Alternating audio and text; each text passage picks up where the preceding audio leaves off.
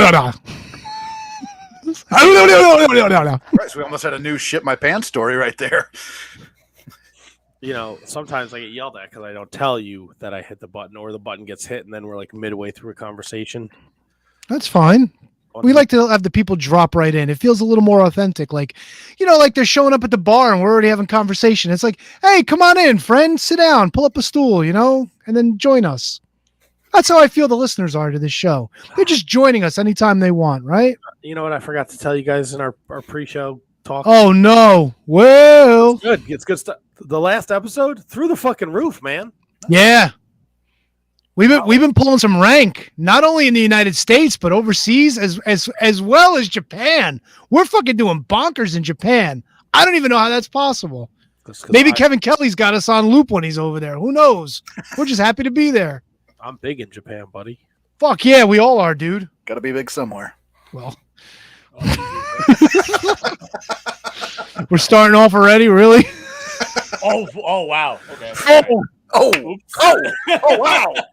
Oops. We have a big show tonight. Well, we have Darin Corbin joining us at 7:30.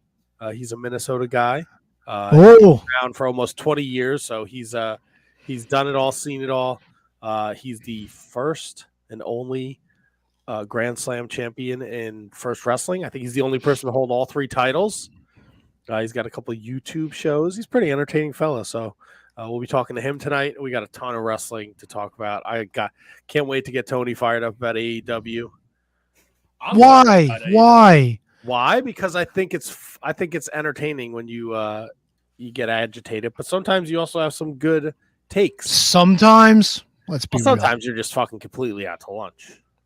Well, I'm hungry. What can I tell you? We're on the road to WrestleMania. Oh God, that's like coming up in like 2 weeks, isn't it? Oh my God, yeah, it's so close. So close. Super Card of Honor is on the horizon. Oh, great. Another pay-per-view that you guys are going to get slaughtered at. Not a chance. I got a $5 bill that says you haven't watched one single bit of the new Ring of Honor. No, but I've been watching that Super Card of Honor, whatever you have us watching for next week. So there's that. There you go. I got lots of familiar faces in that show too, by the way. Lots of familiar faces. I got news for you. Milwaukee Tom, he won the Patreon thing. We're gonna watch another Ring of Honor show in April. Oh, what the fuck, dude? Really? Hey, he won, man. He gets the pick. He gets the pick of the litter. You could pick both of these if you ask me. If you don't want his $10, you know, I don't know if we're in a position to be turning down people's money. No. We like you. Ring of Honor, hey, 2-hour show. That's wild. The TV show? Yeah. Why? It flies. It flies, dude. Like the guys, like the wrestlers themselves. I thought it was dragging for me, to be honest with you. Oh, well, we got to. We got to get into it then. We got to get into it. Couldn't finish it. He didn't finish. Look at that guy. Couldn't finish it. Couldn't. I tried. I couldn't. I got through. Not that it was bad. The time got away from me. That's all. I'll pose this question to you. You think about it until we get to it, Kevin. What's worse, Ring of Honor, new format, or a Bobby Fulton 2023 NWA promo? Oh, you're putting a cart before the horse now, bro. We'll get to it. You just got to chew on it, think on it. Maybe if you haven't seen it, maybe you watch it. Yeah, I got to watch it. Yeah. Oh, it's Oh, rough. boy. Make sure your eyes are open. We're going to have a lot of fun tonight. So jump in that chat. If you're there, I see Eric's there. I see Milwaukee Tom is there. Look, trust me, Tony will dig this show I picked. I don't know if I believe that. Oh. Contraire, mon frere. We're going to have a good time tonight. It's all next. It's here. It's, what are we, episode 629? Woo, baby. Dick, diggity, dick, diggity, dog. Yeah, dickity dick. Oh, man. The following is a presentation of the Shining Wizards Network, broadcasting live in high-definition video and available on all podcasting and streaming platforms. Follow us on social media at Wizards Podcast. Check out our merchandise at merch.shiningwizards.com. Do your Amazon shopping at amazon.shiningwizards.com. And become a Patreon supporter at patreon.com/wizardspodcast. And now, it's time for the Shining Wizards. What's up, fuckers? from the motherfucking Shining Wizards. Grab his dick and twist it! Dummy. Yeah. No! Fuck no! You cocksucker! Well. Shining Wizards rule the world.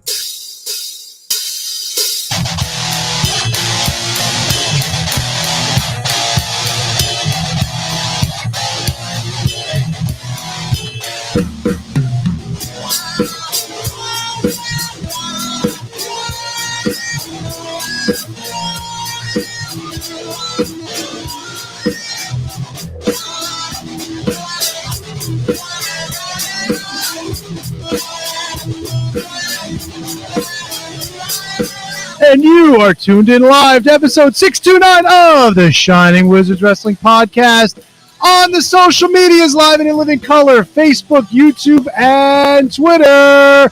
Going with you wherever you go on each and every podcast and streaming platforms. The handsome foursome is back, and it's time to get into that wrestling talk. And talk about wrestling. Tony. Matt. KJG. And the man who always likes to be on top of me, the man guarding the ones and the twos, the one and only man from 1,574.44 lakes. Handsome. Kevin Rowe. I feel like calling us handsome is stealing Kevin's gimmick. I got to come up with a better name to describe us. I don't know. Voluptuous, sexy. I don't know. Voluptuous. Voluptuous is good, right?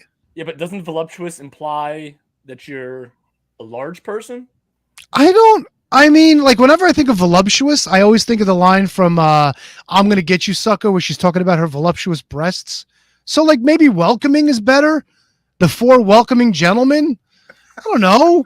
Well, we are. Make it sound like fun, like we're welcoming people in. Like I said earlier, come on in, have a seat, grab a beer, join us. You and your big knockers sit down. Yeah, fuck yeah, dude. Titties for everyone. Titties and beers. Gentlemen, really?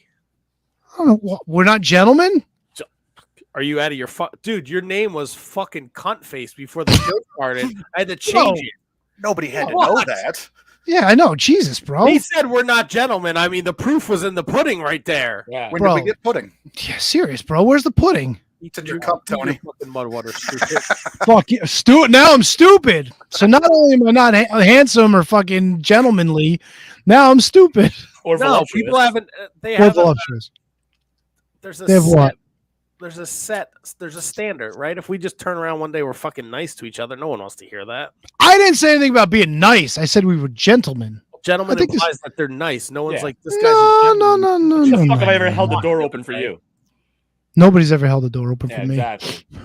I'd be happy to, Tony. Ladies are so mean. I think I've held the door for you. Who, for me? Yeah, I've held it. Yeah. You know he's held the door? Get the fuck out of my house, Tony.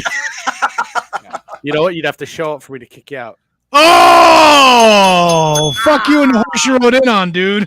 Zinger. Nailed it. So Darin Corbin's joining us tonight. I can't wait to ask him about this fucking gimmick he's got where everybody interrupts him. Yep. Nailed it again. Now you guys, how's everyone doing this week? Oh, we Gucci. Yeah, we Gucci Mane, bro. That's right. I went there. I I don't was know gonna say either. I'm not. I don't know. I don't know about Yeah, this. I don't know why I did that, by the way. Gucci, Just kind of came out. Gucci Mane, Gucci Gang, Gucci Gang. You never heard the Gucci Mane? It's a song by was that Three Justice? The ill Maybe. Sure. It's I Justice. Aye, justice. Tony, what if it was a song by the Ill Begotten and the Ill Begotten put out a rap song called Gucci Gang? That'd be fucking hilarious. The Gucci. Jeremiah Plunkett on the turntables. The ones and twos, if you will. Fuck yeah, dude. Gucci in slang is a synonym for cool, good, fine, or okay. Yeah, we're the cool gang. We're the Gucci gang. Gravy as well. Gross. Fuck yeah, bro. Biscuits and gravy. Can you just say Make me a man, biscuits and gravy. Remember that time Super Festus fought the Great Power Udi for the World Championship? How could I forget it? Fuck yeah, dude. I wish I'd forgotten it. Amazing. Greatest match ever. You remember Great Power Udi won his power by defeating the Great Power Mike in Stadium Abuja. And you don't remember this? Oh, No, I do. Unfortunately, it's something you bring up quite often. Quite often, it's been a while since I talked about Power Udi. God, yeah. It's been a while since I talked about the great Power Mike. I don't think there's no great anything anymore over there in Nigeria. Right? No, unfortunately, it's a lot of despair and ungentlemanly people. So if Power Udi beat Power Mike, was it a mic drop? Ooh, I like that play on words, sir. Kevin's on fire tonight. Hey, it's not my first rodeo. Fuck yeah, dude. Because everyone's doing well tonight. Then. Oh, Yeah. I How like was your weekend, bro? I like your fancy new T-shirt, buddy. Oh, mine? You mean this Shining Wizards Network t-shirt that you can get at prowrestlingtees.com/shiningwizards? I got the soft style, bro.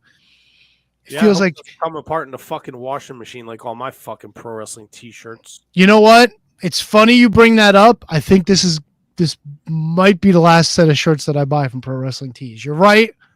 I can't disagree with you. We might have to actually start going in-house to do our own merch now. They've gotten too big for their britches like Demolition. And I think you don't think? Hey, what? What's that a reference from? When Mr. Fuji turned on Demolition and joined the Powers of Pain. Yeah. Demolition, too big for britches. Was that one of those like square like interviews? Yes, before WrestleMania, actually. Yeah. I have to ask, right? And let's just say this is a question I pulled out of thin air, right? Okay, sure, yeah. Handsome Kevin and KJG will pick up what I'm putting down. If you were going to put Ricky the Dragon Steamboat in a tag team, Tony, would you put him with Tito Santana or Coco Beware? I would go Tito Santana, 100%. Do you think Coco Beware is on the same level as Tito Santana? I never said that. You know what? Coco Beware would be a great person on a house show if Tito Santana missed his flight.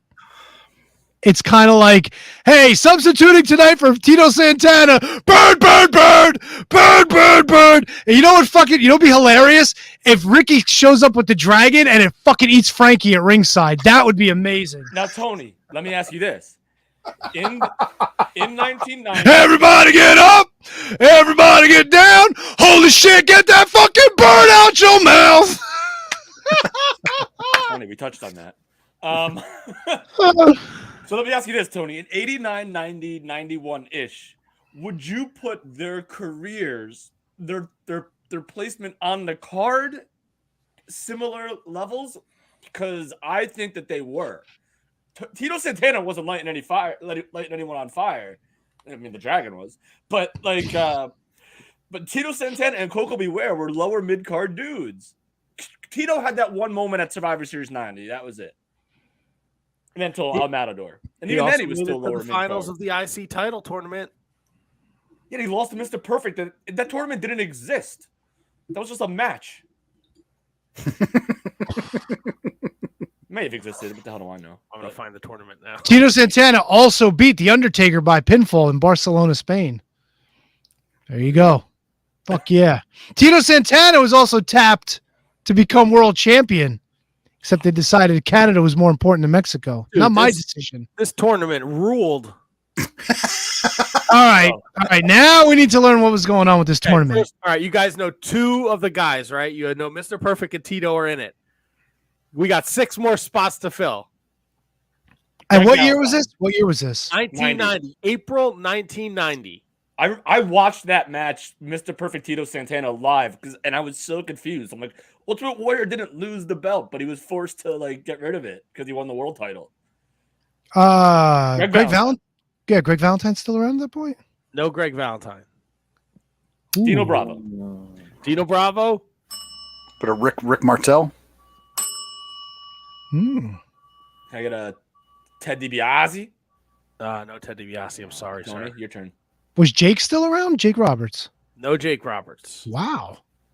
Can I get a Hercules? No Herc. Oh, Kevin? Texas Tornado.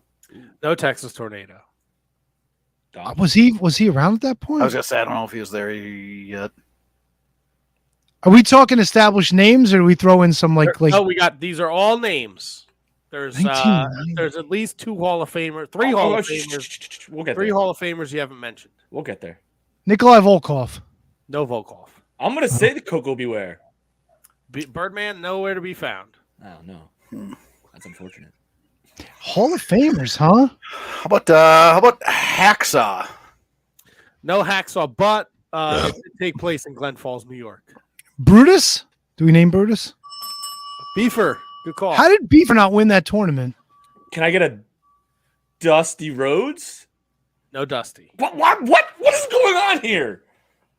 Maybe like all like the prominent dudes. There's one. One I don't think belonged in the tournament. Jumpin' Joey Maggs. No, that was a great pull though. One didn't really fit the IC tournament, and 2, I guess they did at the time, 1990, for their name value. I have a guess. Tony, you guys have a guess? Kamala? No Kamala. He was not That's- in WWE. there's a big guy in there. Akeem. That was what I was gonna say. And we're missing one. Missing 2. Missing 2 yet? Who do we got so far? Santana, Beefcake, Bravo, Perfect, Martel, Akeem. The Okay. genius. No Genius. Oh. Mach? No Macho. I would say he's, when you think of wrestling legends, he's on that level. On that level. 1990. I think Coco Beware is a legend, so I don't know where we're. So is the WWE. Isn't he in the fucking Hall of Fame? He sure Yep. is. The Honka Donka Man. No, that's a good poll, Kevin, but no Hunka Tonka Man. Huh. I love these types of games, by the way. I can do this Yeah, literally all show. The greatest of all time, 1990. It was a stacked roster. No Shane Douglas, right? No Douglas. Was Steamboat wasn't in there then? No Steamboat. Jimmy Snuka.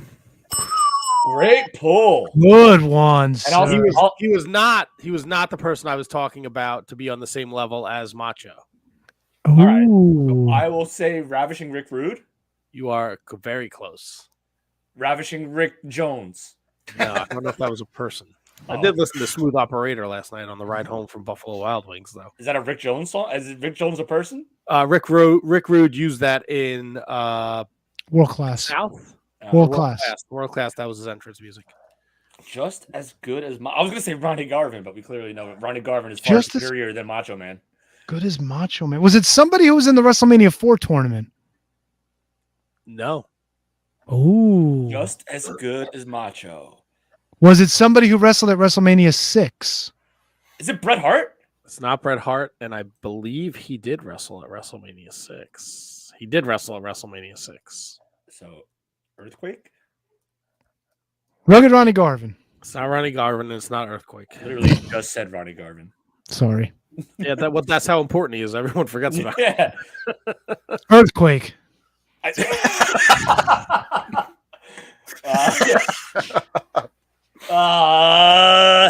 Typhoon? No, Typhoon is not on the same level as Macho Man, bro. Says you. I said Dusty. We said no to him, right? Correct. Sapphire. What about like a Haku? No, Huck. Hakuda. Come on, HK. Even I had to fucking shake my head at that one. I'm just tossing it up there. Just There's a saying. glaring omission. Come on, guys. We always do this. Barry Horowitz. You guys do this. You name the wrestlers. Roddy Piper. Nice. Good pull. Ha ha! I almost won the title back in '90, boy. Oh, well, I almost got the title from them, and all of a sudden they said, "Hey, you know what? We're gonna strap the rocket to Mr. Perfect over here." And I was like, "Oh, Bye, bye. So round 1, Santana took on Akeem the African Dream, hit him with the flying forearm, knocked him out of the ring for a count out. All right, Mr. Perfect defeated Jimmy Snuka with his feet on the ropes. brother. Dino Bravo and Brutus Beefcake wrestled to a double countout, so that gave Santana the bye to the finals. Roddy Piper, Rick Martel double DQ when Martel used his arrogance. So why did Piper get DQ'd? Right. Chair. Well, Piper used the steel chair. Matt, Stupid Piper. Were these on TV tapings or were these house shows? Because I don't remember These are seeing any of these matches. Wrestling Superstar tapings and Wrestling Challenge. I don't know. I mean, I was 7, so who knows? But I don't remember any of these matches other than the Tito Perfect. The double count out and the double DQ gave Perfect and Santana automatic buys to the finals. What a fucking tournament. Eight man single elimination. We had 5 matches. Well, look at forget about 4. the semis, folks. We're going right to the finish. Dude, WrestleMania 4, your best match was like your top billing match. No one won that. Like they love giving people like buys in tournaments. Look at King of the Ring '95. Like they always like to give people buys for some reason.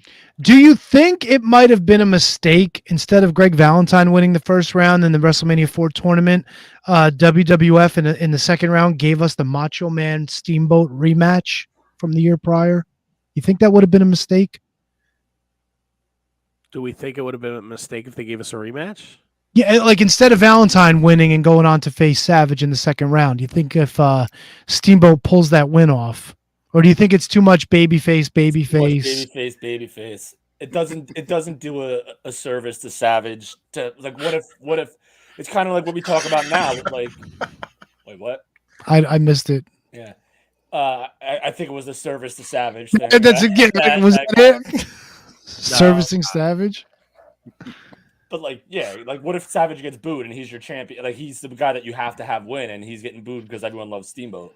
Like, it's kind of like that Sami Zayn Cody Rhodes dynamic type deal, or like that Daniel Bryan Batista type deal. Like before it was a thing to know about it. Could have happened. Yeah, you guys are probably right. Just threw it out there. Yeah, not a good question. Yep. Service to Savage. I'm writing that down. Servicing Savage. Yes. Savage. All right. So we could talk 1990 WWF all day, but I think it's time for us to run down the current state of the world of professional wrestling and take it over the top.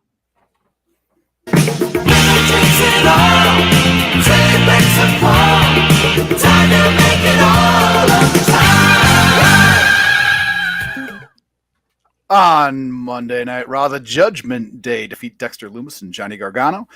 Cody Rhodes defeats LA Knight. Bronson Reed defeats Elias. Austin Theory defeats Angelo Dawkins. Seth Rollins defeats Baron Corbin. Bianca Belair defeats Chelsea Green. Solo Sikoa defeats Kevin Owens. And that, my friends, was a street fight. On SmackDown, Judgment Day defeats Legado del Fantasma. Liv Morgan and Raquel Rodriguez defeat Emma and Tegan Knox. Xavier Woods defeats LA Knight. And in a Intercontinental title #1 contendership match, Drew McIntyre and Sheamus ends in a no contest. On NXT, Gallus defeats Pretty Deadly. Zoe Stark defeats Sol Ruka. Alba Fire and Isla Dawn defeat Ivy Nile, Tatum Paxley, Katana Chance, and Caden Carter. Daba Kato returns. Look at that. The Daba's back. Defeats Apollo Crews. Gigi Dolan defeats Kiana James. And Tony, could you go ahead and take me over the top? Your fingernails grow faster on your dominant hand. Make sure you keep that shit clipped before you go touching things. I got my deformed finger. I might. Ew. What's wrong with your finger? Gross. Oh, that was putting a ring together. The metal dropped down and sliced my finger in two from top to bottom. Good thing it wasn't your ring finger.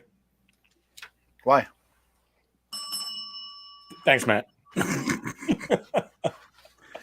You're welcome. Over on AEW, Dynamite, the Blackpool Combat Club, Claudio Castagnoli, John Moxley, and Wheeler Yuta defeated the Dark Order, Evil Uno, Stu Grayson, and Adam Page. The TBS champion was on the line, as Jade Cargill successfully defended it against Nicole Matthews. The AEW International title was on the line as Orange Cassidy defeated Jeff Jarrett, and in a 3-way trios match, the AEW World Trios Champions, the House of Black, successfully defended their titles against the JAS and the Elite. If you stayed up late enough for Rampage, come on till like almost midnight, you missed Powerhouse Hobbs defeating Ray Phoenix, Taya Valkyrie defeating Ava Lawless, the Jericho Appreciation Society, Angelo Parker and Matt Menard defeating the Bollywood Boys, and Daniel Garcia, with the help of Chris Jericho, defeating Brody King. Tony, take it over the top. Apple seeds contain cyanide.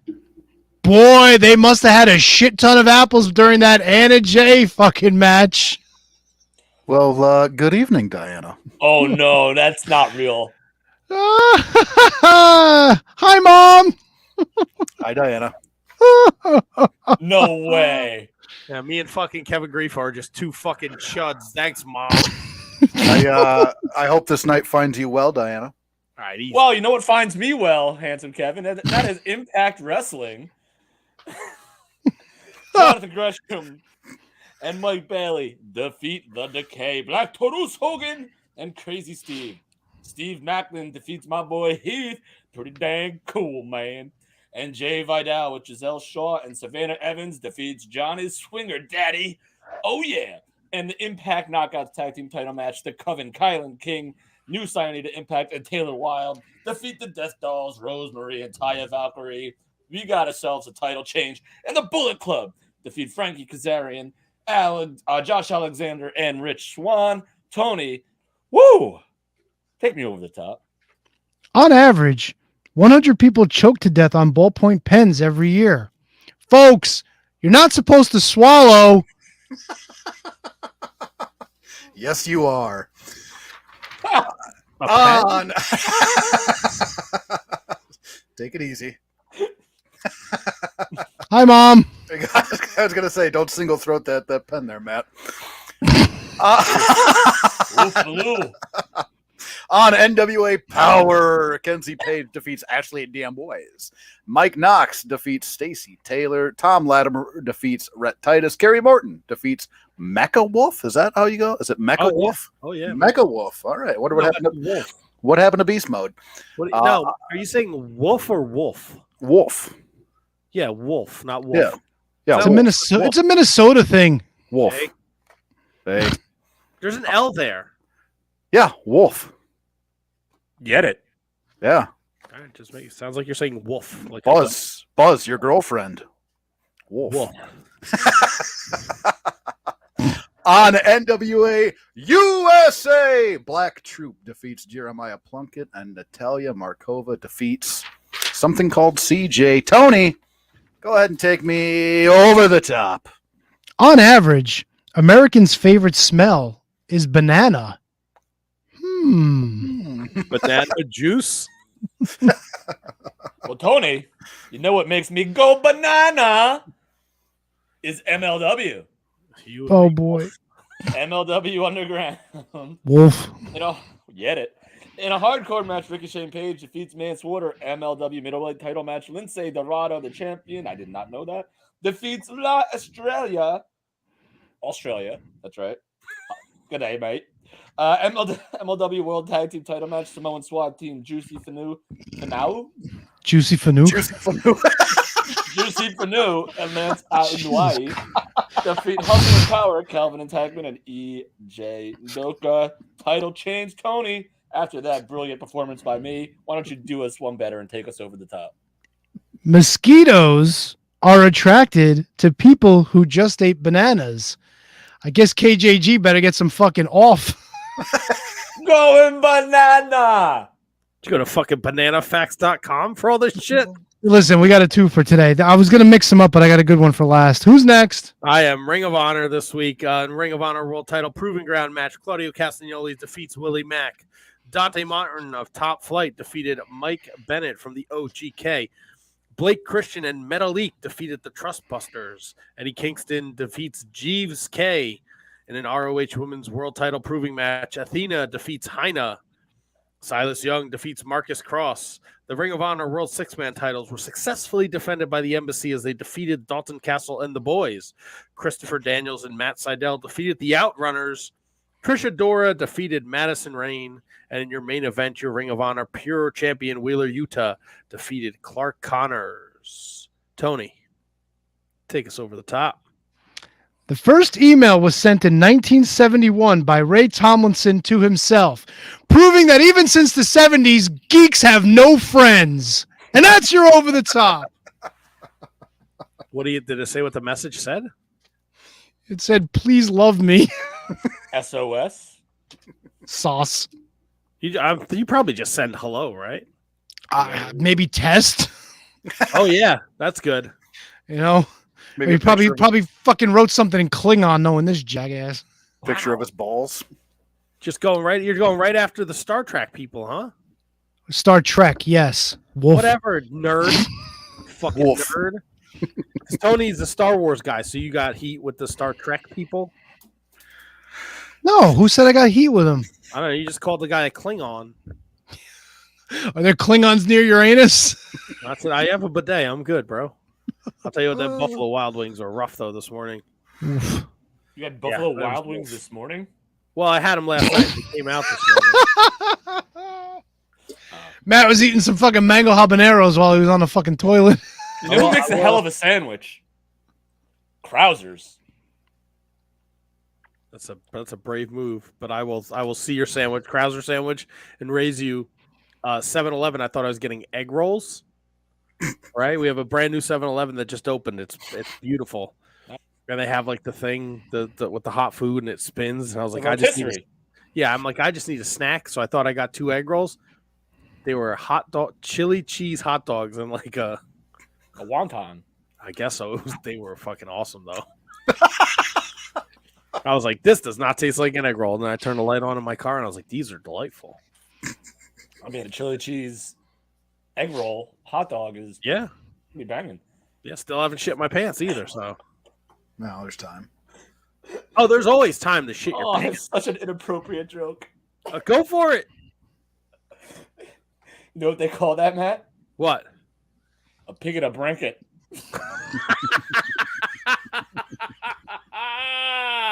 Yes.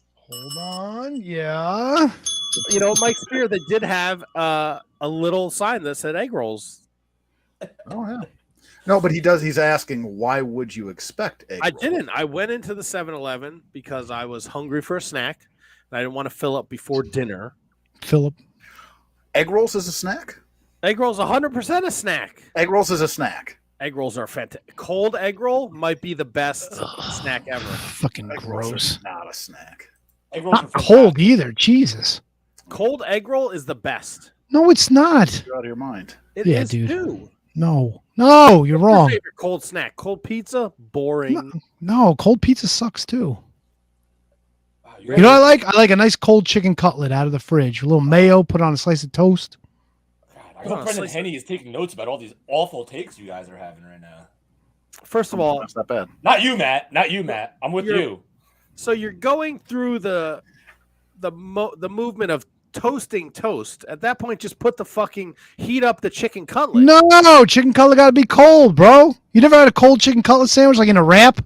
Dude, look at me. You think there's leftovers? Well, you're also eating egg rolls from a 7-Eleven rotisserie, so I mean, this is where we're They starting. were chili cheese hot dog things. It's egg roll snack. Chili cheese hot dog things. Yeah, you never went to the Wegmans? They have like the grab and go. They have like 2 egg rolls. It's a fantastic snack. No, my grab and go doesn't come from a rotisserie at 7-Eleven. I didn't say 7-Eleven. I said Wegmans. All right, Wegmans. My grab and go doesn't come from a Wegmans. What, Matt? What are the things that aren't egg rolls, but they're like egg rolls but smaller? Spring rolls? Spring rolls. Those are Yeah, good they could too. spring on out of here if they're fucking less than 90 degrees. Get out of your Nah, balls, I'm not a big spring roll guy. Really? What about a taquito from 7-Eleven? Oh, I love a good taquito. That'll Oh, definitely yeah. dance. A cold taquito? No, not a cold taquito. No. But you can't get them if they've been there all day. Then they get hard. They're gross. Matt, you know what I would like to think? I would like to find out. Okay. What our guest hard they thinks can about get? all these snacks. And Let's what bring his it. favorite Let's see snacks are. let's see what our guest's favorite cold snack is. Mr. Corbin, how are you? I'm good. How are you guys? Can you hear me? We are. I know you popped in and you heard us arguing. Do you have a favorite cold food snack? Oh God. I think everybody always says like pizza, but that's not really like my favorite. But there's a lot of stuff that I can eat cold because I'm just lazy. That's it. So I mean, it's fine, I guess, from my standpoint. But every now and then, like I'll even do spaghetti cold. Oh, Wow. some kind of animal. Big time. What's wrong with cold pasta? You guys are eating cold egg rolls, and you insult a man for I'm eating not cold touching pasta? I'm not touching a cold egg roll. Who's insulting him? It like took me by surprise. I just didn't see it coming. That's why I'm not. I mean, I don't think it's that outlandish. Pasta salad is typically served cold. Yeah, but not with marinara. Right. So is revenge. What's the fucking difference? You put fucking spaghetti with marinara, pasta with fucking vegetables. Really? 3 F-bombs over macaroni? What's wrong with you? Because you're like trying to throw me under the bus about a cold egg roll. You ever eat? In case you're wondering, Darin, Matt's the slob of the show. Throwing you under a fucking food truck. Jesus, man, really? If we're talking about food, I'm gonna enjoy this podcast. All right, let's keep the food talk going. Favorite potato chip? Doritos. I'm kind of old school. Which cheese or cheese, Cool yeah, Ranch, spicy. What you got? Cool Ranch. Cool Ranch. Yeah. I do like the barbecue, like the mesquite barbecue, more like the kettle chip. I can't remember what the company is that makes them, but you can always get them at like Jersey Mike's, Subway, like any of the like sandwich places. Oh yeah. But those are pretty good. But I always just find myself defaulting back to Dorito. Yeah, you gotta go Dorito. Dorito's huge. Hey, can't go wrong with Doritos, man. Doritos are good. I see you drinking that Liquid Death. Yeah. Is that just the straight up water, or is it a flavored gimmick? It's just a straight up sparkling water. I actually found a couple. I had a drawer that I was storing stuff in, and I found like one of the boxes back there. So I was able to be like, oh, yeah, I like this stuff. So I threw them back out there. Nice, because you know what? I found Liquid Death at the 7-Eleven where I got my chili cheese dog taquito gimmick that I thought was an egg roll. How was it? Which thing? The chili cheese dog thing was amazing. I didn't know it was a thing. I thought it was an egg roll. Mm-hmm. But then I mean, took it sounds bite. good. Oh, it was awesome. Mm-hmm. It was awesome. But that's why I'm a fucking slob, because I'm eating chili. Yeah, that's why. That's why. I'm super excited because I'm going to Richmond this weekend for FSCW, but they have Wawa, and I haven't had Wawa in 3 years. So I'm super stoked. Now, do you here? Okay, so we have a couple Wawas around here. Yeah, we're spoiled by Wawa. Mm-hmm. I don't think the Wawa order station where you go and you get your sandwiches or whatever, I don't think that's great. I think the key to the Wawa for me is the shit that's by the front. Them jalapeno poppers and those buffalo chicken bites are slamming. I like it all. Like normally what I do is I go to the order station. I'll do whatever I'm feeling because that's the thing. I can get something different every time. But I'll do those and then I'll walk and I'll get like the brownies, the iced tea, all the like little like deep fried appetizer things that they got in there. They used to do those like fried cheese wedge things I thought was good. And then those bowls too, like the the mashed potato bowls and the mac bowls. Those were great. So I don't know if they still have them, but I'm looking forward to checking it out. I believe Wendy's believe Wendy's was the originator of that bowl. Really? I have to believe that because that's the first time I ever saw it with like the chicken and the mashed potatoes and the corn and. Are you thinking of KFC? KFC, yeah. What am I thinking? Oh yeah, I am thinking of KFC. KFC does a whole bunch of stuff that you're like, I don't believe God wanted this to be a thing. Like the double down where it's just like, screw it. We're going to get rid of the buns. Let's throw on 2 slabs of chicken and put stuff on that. Like, I would never. I feel like if I ate one of those, my heart would instantly stop. I think we're one step away from the double down bowl where it's just like 2 double downs like mashed into a bowl. Like that's where I think we're going. They're going to just keep trying to up it until something happens, or like the double down bucket where it's just like 12 double downs. And you're just like, well, what if I just put another layer of cheese and push it all together? Yeah. You know? And it'll still be less expensive than a carton of strawberries. Oh my gosh. Yeah. That's the thing. That's where they get you. Or eggs. So I know the answer. So you've definitely shit your pants then, like in the last couple of years. Not in the last couple of years. I mean, you'd have to go back a while. I almost thought I shit my pants in a match like not long ago. Right? Yeah. Is that horrifying? Oh, it's absolutely horrifying. Absolutely. Because they're at no point like on top of it where it happens and a lot of people are like, Oh yeah, like I ate too much before a show. I'm definitely going to like no, don't double stomp me, don't do stuff like that. But like this one was just me hanging on the ropes. So like I went to hang on and I did that and it just like all came like it felt like everything in my stomach got pushed down. And I was just like, "Oh, I think I shit myself." And I was like, "I think we got to I was like, I went to the ref and I was like, I think we got to go. I think I just went. And like, I had that feeling like that, but it was a phantom. It was not, I did not shit my pants, but I had a phantom moment. And so for the rest of the time, I'm like, can we just freaking get out of here so I can make sure if I did anything that I did, like I can get it taken care of. But okay, I didn't. Okay, so but you didn't get a chance to check yourself in the ring, like you didn't scoot under the ropes, you know, like under the apron. So you didn't realize until you got to the back that it was like no problem, like you were cool. Yeah, but what really shocked me was like the feeling of it, and I was like, maybe it's time I start like doing better cardio or preparing for whatever's going on. Because like if I'm having like feelings of I'm shitting my pants, there's probably like I don't feel like I could be in great shape and have that moment. You know, but what was the feel like? Did you get extra sweaty between the cheeks? Like, did something feel off? Like something came out? Like, so the best way I can compare it to is so like I have a bad, I mean, both shoulders are bad now, but I have a partially torn labrum in this shoulder here. And I don't know if you've ever had to do it where they give you like the barium and then the MRI where they fill like with the ink and the dye. Yeah. And they tell you, they say, you're going to go through 3 stages. 1, you're going to get very warm. 2, it's going to taste like a pen broke in your mouth. And 3, you're going to feel like you shit your pants. They say it a lot more professionally because they're doctors and nurses. But anyway, like I watched it come down into my arm and I was like, oh, and I got so warm. It was like I felt like I walked into a car that had been sitting in the sun. And I was just like, oh boy. And then sure enough, it tasted like all the way down my throat. And I was like, well, I think I know what's coming.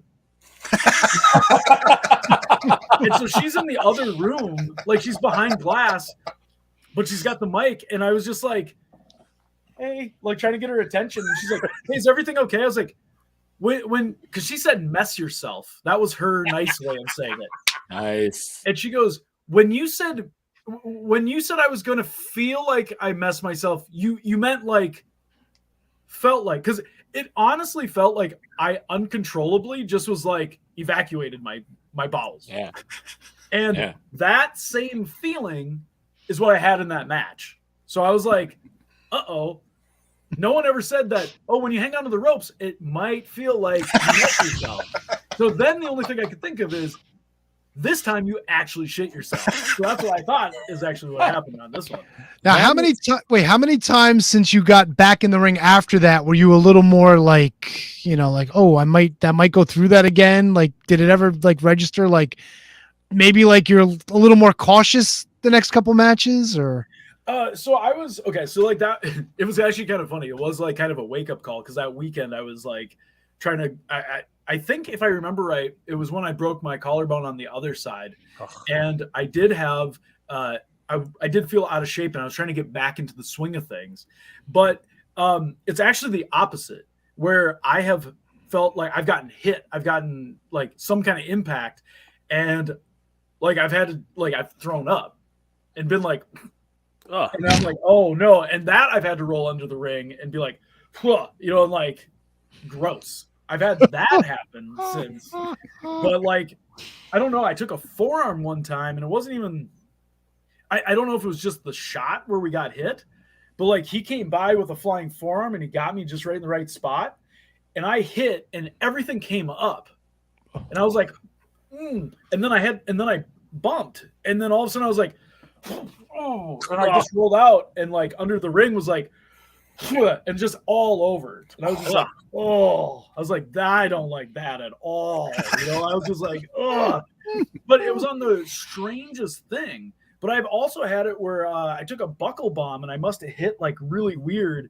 And it was just only thing I wanted to do, like honestly, was throw up. Like I hit the buckle and I was just like, oh, fuck. Like I just wanted to hurl. It was like the weirdest kind of pain I've ever had. So I haven't had the other way, but I've had those a few times. It's horrifying that they can give you something that will make, like, if there was something, a medicine that makes you feel like you shit your pants, I would live in fear for the rest of my life. Like, that's why I don't go to the doctor.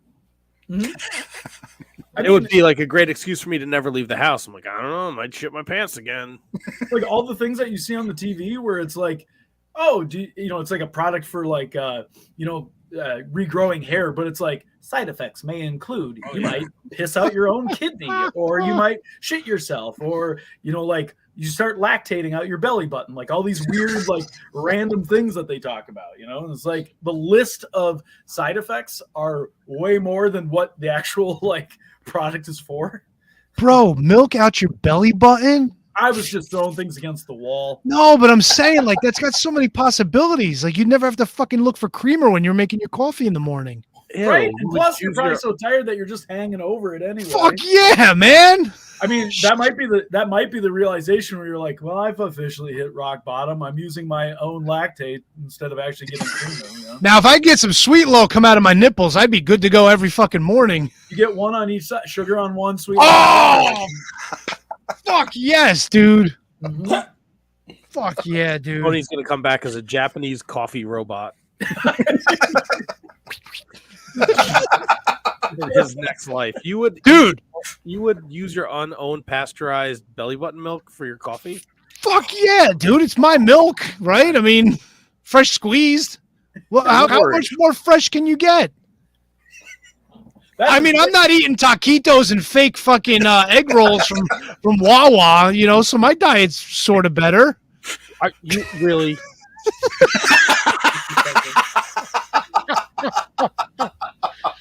There's got to be a thing where it's like so many times through your own body, though. Like when does it start to become like, or maybe it filters it more pure every time? You don't know. Oh my God. After about 5 or 6 goes, you'd have like the best coffee in the world coming out your belly button. That'd be awesome. Yeah. All the separation in there, it's got it all figured out. Your body's it's like, it's coming back later that next morning. So this is genius. This is absolute genius. We're on the line with the genius, Darin Corbin. And I gotta say, I really appreciate all the credit that I'm getting for a completely weird scenario where everyone's like, "Oh, this is great. Let's do this where we could reuse our own liquids coming out of our body." And everyone's like, "What the fuck are they talking about?" Like, oh no! Listen, man. Listen. Fucking Facebook started that way. Twitter started that way. Everything great that we have started with just somebody throwing out an idea. Mm-hmm. I mean, they do say if you're like in the desert and you don't have any liquids, you should drink your own urine, right? Oh, no, that's just gross. Come on. I think it's supposed to be like you can cycle that through a couple times before it gets poisonous. Yeah. Mm-hmm. It's that rare thing where you're like, it's one of those elements where it's a scenario that might not happen, but what happens when it does? And then you have to be like, okay, I read about this or I heard about this. And that's why like Uber facts on Twitter is the best thing ever. You can drink your own urine, but what you should do is you make a still and you pee in like a cup and then let the evaporation take all the sun do this stuff, and then you tap the water on top of the plastic into back a cup, and then you drink that. I just want to point out that's the bartender talking about running a still on your piss. Hey, I feel that's credible right there. Oh, I know what I'm doing. Yeah, but it's not like you're in the desert. You don't have a fucking still and saran wrap with you. Yeah. You gotta drink straight from the hose. It doesn't have to be saran wrap. Just wring out your drawers in a glass, dude. You'll be fine. The idea, the fun part about that is kind of like the same thing that I think they did in like the Matt Damon movie where he gets stuck on Mars. And they're like, so how did you survive for 7 days out in the desert? Like after that, your reaction is, yeah, I don't want to talk about it. It's like a desalinator when you're like trapped. If you lost at sea, you can't drink the salt water. You gotta make a contraption to clean the water out. You got like this cactus that's been hollowed out to make a distill, and we're like, what is that contraption you built? It's a toilet. Cactus. Don't ask any questions. No further questions. I mean, Next. you guys make it sound like it's a bad thing to drink your own pee. It is a bad thing to drink your own pee. I'm not in. All right, who's drank their own pee on the panel here? Oh no! Oh no! Get out of here! I was young. It was... The guy who eats fucking chimichanga taquitos from fucking Wawa drank his own piss. Look, Big man, surprise. I was a kid, and I was at the neighbor's house, and at my What house, neighbor of yours convinced you to drink your own piss? Listen, let me tell the story. I almost said, listen, stupid, but then I'm the one telling the I drank my own pee story, so who's the stupid one here? Darin, I promise you we're a wrestling podcast. I don't care. I'm loving this. I get asked wrestling questions all the time. I don't get asked questions about drinking pee, so keep going. So when I was a kid growing up, we didn't have a lock on our bathroom door, but there was enough space between the floor and the door that if the light was on, you knew someone was in there, so you didn't open the door. And I assumed as a young boy that this was a universal thing. So I would go next door and play with the little girl who was my age, and we would, whatever, play in the house. And then I went to use the bathroom once, and I opened the door, and her mom was like just out of the shower in her bra doing her makeup, and she like yelled at me, and it scared the shit out of me.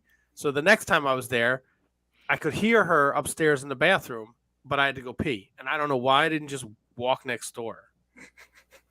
So I took a teacup from the play set. I peed in it. And then it had to go somewhere. You couldn't just leave the pee cup. I couldn't leave it on her like fucking play set, so I just fucking drank it. So you turned the teacup into a pee cup. Pee cup. Yeah. So I just fucking chugged it, man. I think I would have left it. Yeah, me too. So do you have some sort of sexual thing now? Like you see like older women naked, so you have to drink piss? Like No. It was a one-time thing, man. It's just like the sleep jacket. It's a one-time occurrence. All right, Darin, I know you're the guest, but I have a question for Matt. By all means. How did...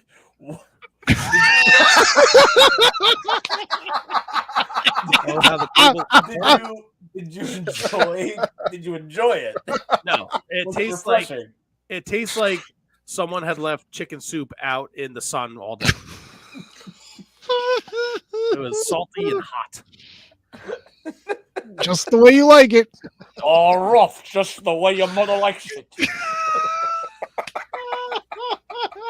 Insert Campbell's soup commercial. I swear to God, I've told that story before here. You have. But it doesn't get any worse, I'll tell you that much. No, it happens, though. Things happen. What are you going to do? It's fucking entertaining.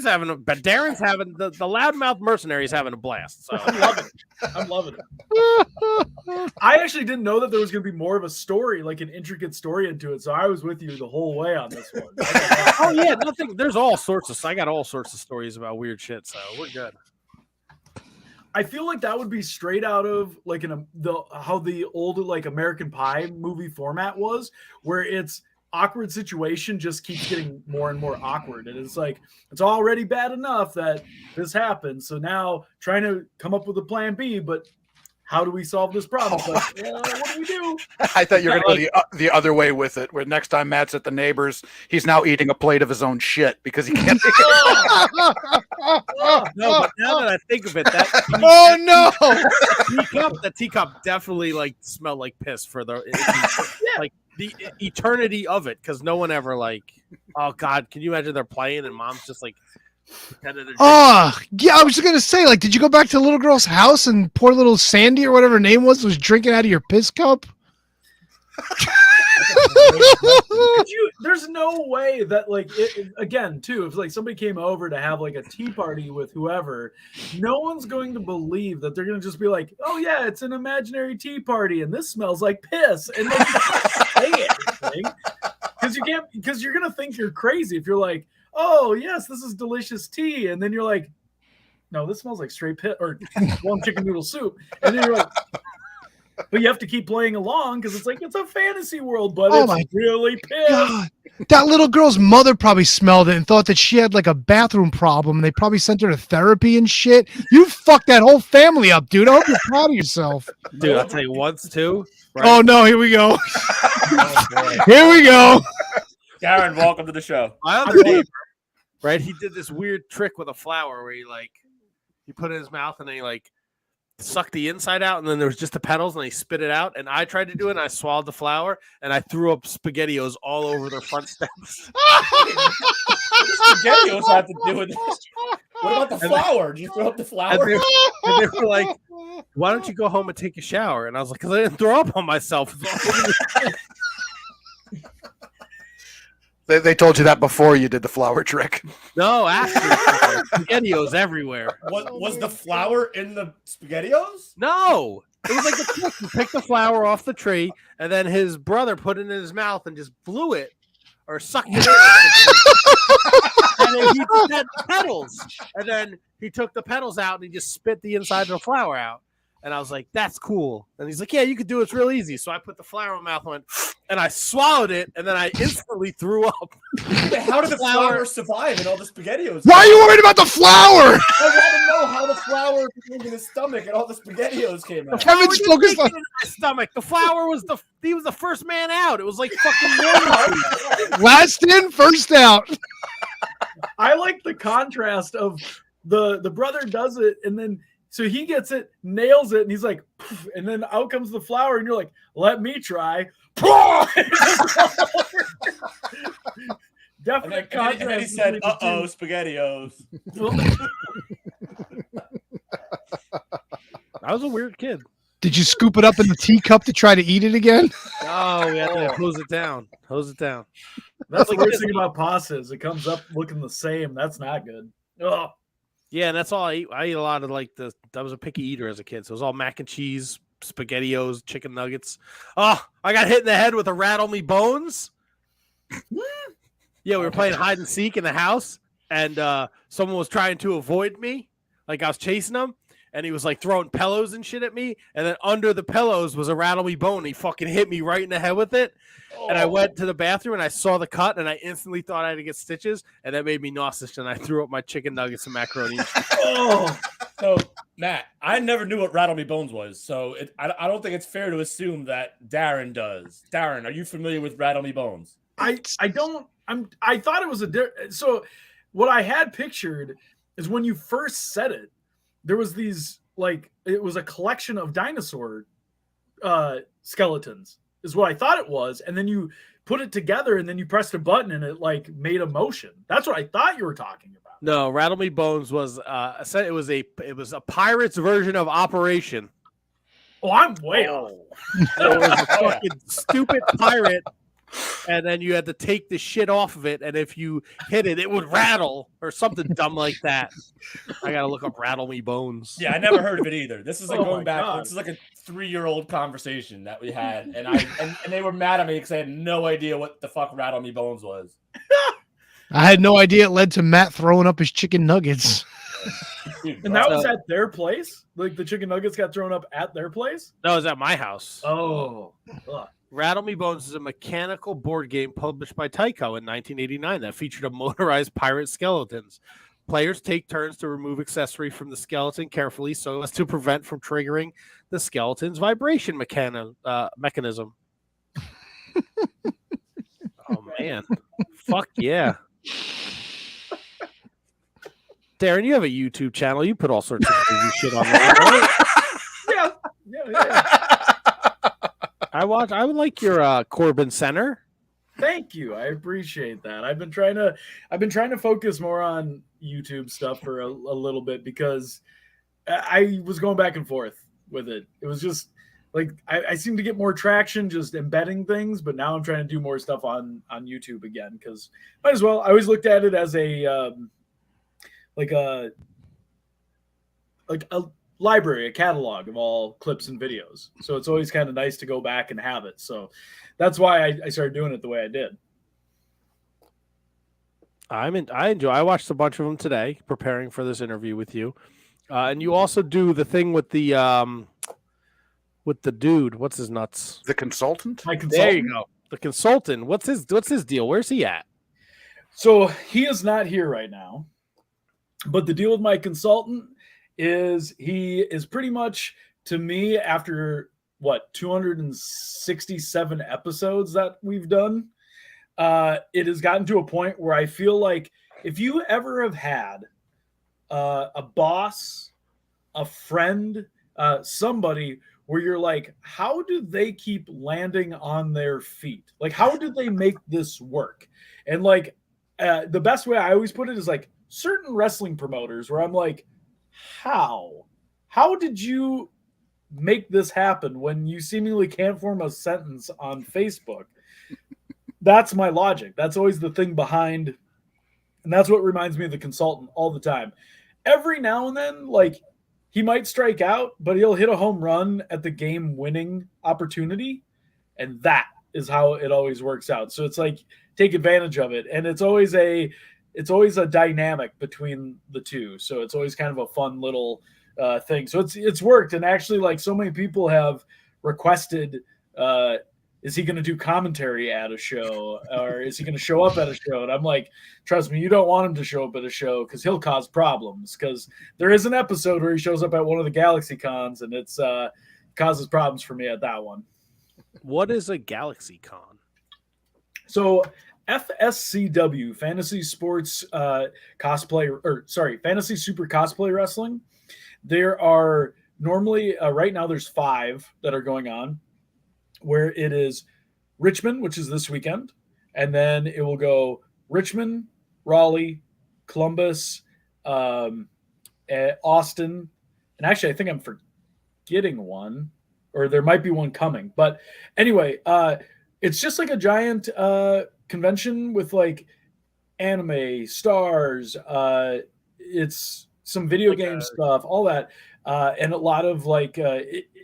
I know I sound like I'm just kind of rattling this off, but it's interesting to me because I'm not like a super huge fandom into like, like the Marvel universe or the DC universe or all that stuff, but it's really cool watching people who are. So like you'll see people who would put together awesome cosplay outfits, and then it's a very like board game heavy too. So like a lot of people have like the D&D setups going, or like a lot of the board games, like Rattle Me Bones. No, I don't think there's a Rattle Me Bones yet, but never say never. And I could always pitch it if I should just walk in there and be like, yo, where's the Rattle Me Bones section? And somebody would actually jumps on board. But yeah, so what it is they've been attaching wrestling to it. And the wrestling's actually been super fun and awesome. We just did Columbus, I think was for the first time. And then Richmond, this will be the 4th, I think.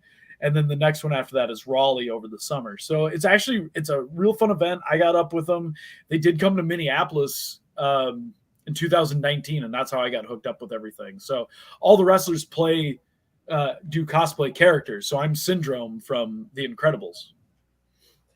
This thing is three days, Friday to Sunday. It's loaded. Ron Simmons, Matt Hardy Q&A Friday. Mm-hmm. Mick Foley's going to be there Saturday.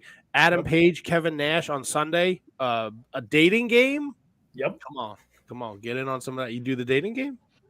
Syndrome does the dating game. Syndrome get up and no one has selected Syndrome yet. What do you mean no one selected Syndrome yet? So far, whenever I've been cut, it's always been too arrogant or seemingly too obsessive. So I don't know if I'm playing if I do it well or not, but we'll see. Well, is Syndrome is he getting up in them guts out of the FSCW, or are you just, Not yet, no. Play your cards right, bro. Completely striking out. I did run into the whole Incredible family, and that did not work out one time. Look, if you want to steal my any of my stories as like childhood experiences that you had, feel free to use them. They might get you some points. Like, this dude's a freak. I appreciate it. I might have to adapt it into my character. I got a sleep jacking one too, where my wife caught me jerking off in my sleep. And I didn't know it until the next day. Yeah, it's a real thing. It's my life. I don't know if I can ask this or if I should ask this because I don't know if we're close enough on this one. But no, you're good. Was there completion in the sleep? No idea. Into a teacup. No idea. I walk into work one day.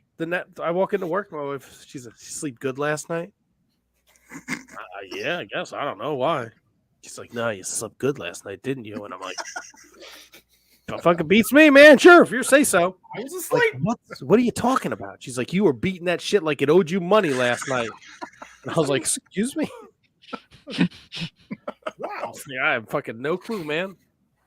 I mean, that's quite impressive, to be honest. It's a thing, dude. You Google it. It's ruined a lot of relationships, apparently. All right, let's get the search history ruined right now.